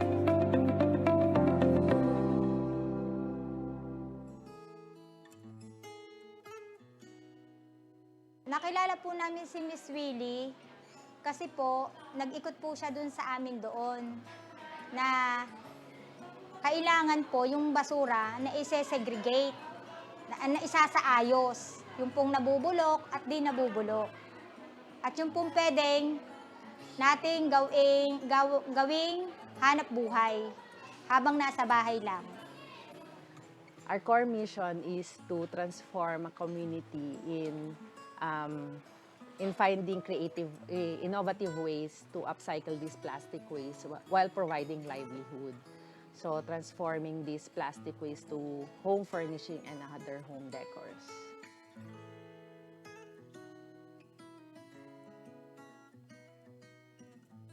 Yung pong mga nakikita po namin sa daan, na pwede po naming pulutin, na pwede po naming magawang lubid, tapos po yung sa mga kinakain namin, balat po ng mga candy, sitseria, kape, nililinis muna po namin yun bago po namin siya gawing lubid. Sa isang araw po, siguro po, pagka yun lang ang pagtutuunan sa umaga, siyempre po, pag nakakain, nakapagluto, nakapaglinis, pwede naman po mag-umpisa ng paggagawa, pwede po maka 40 to 50 meters a day. Kumikita po kami siguro na mga 2.5, 3K, or higit pa po. Malaki pong katulungan ito po sa amin kasi po tulad nito, nagbabayad po kami ng kuryente, tubig, tsaka yung mga iba pong mga gastusin sa bahay. Nakakatuwa po na ang paligid ay malinis na. Recently, marami akong project on trophies and giveaways with the company kasi I also engaged them in one of our program, yung tie-up project, yung Trash Innovation and Exchange of Upcycling. So anything that they donate to us, it has to go back to them in a chair form or any product made of their plastic waste. And I started engaging corporate client like trophies and souvenirs. So mas tumaas yung sales namin and also open an opportunity abroad in making these trophies because all companies are trying to shift they're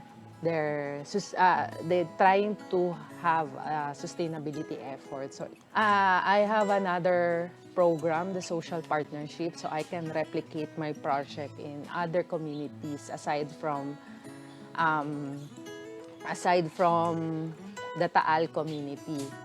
To have a bigger social and environmental impact, I need to expand to other regions with the same programs and outcomes of what I did in Taal Volcano. So I'll be piloting 3 communities next year, but now I'm planning to expand only in Laguna and Batangas kasi kailangan ko muna siya i-perfect before I can expand to other region. Also, there are a lot of inquiries on replicating it to other countries. So that's also my dream to have a outlet in different countries because it's a global problem, di ba?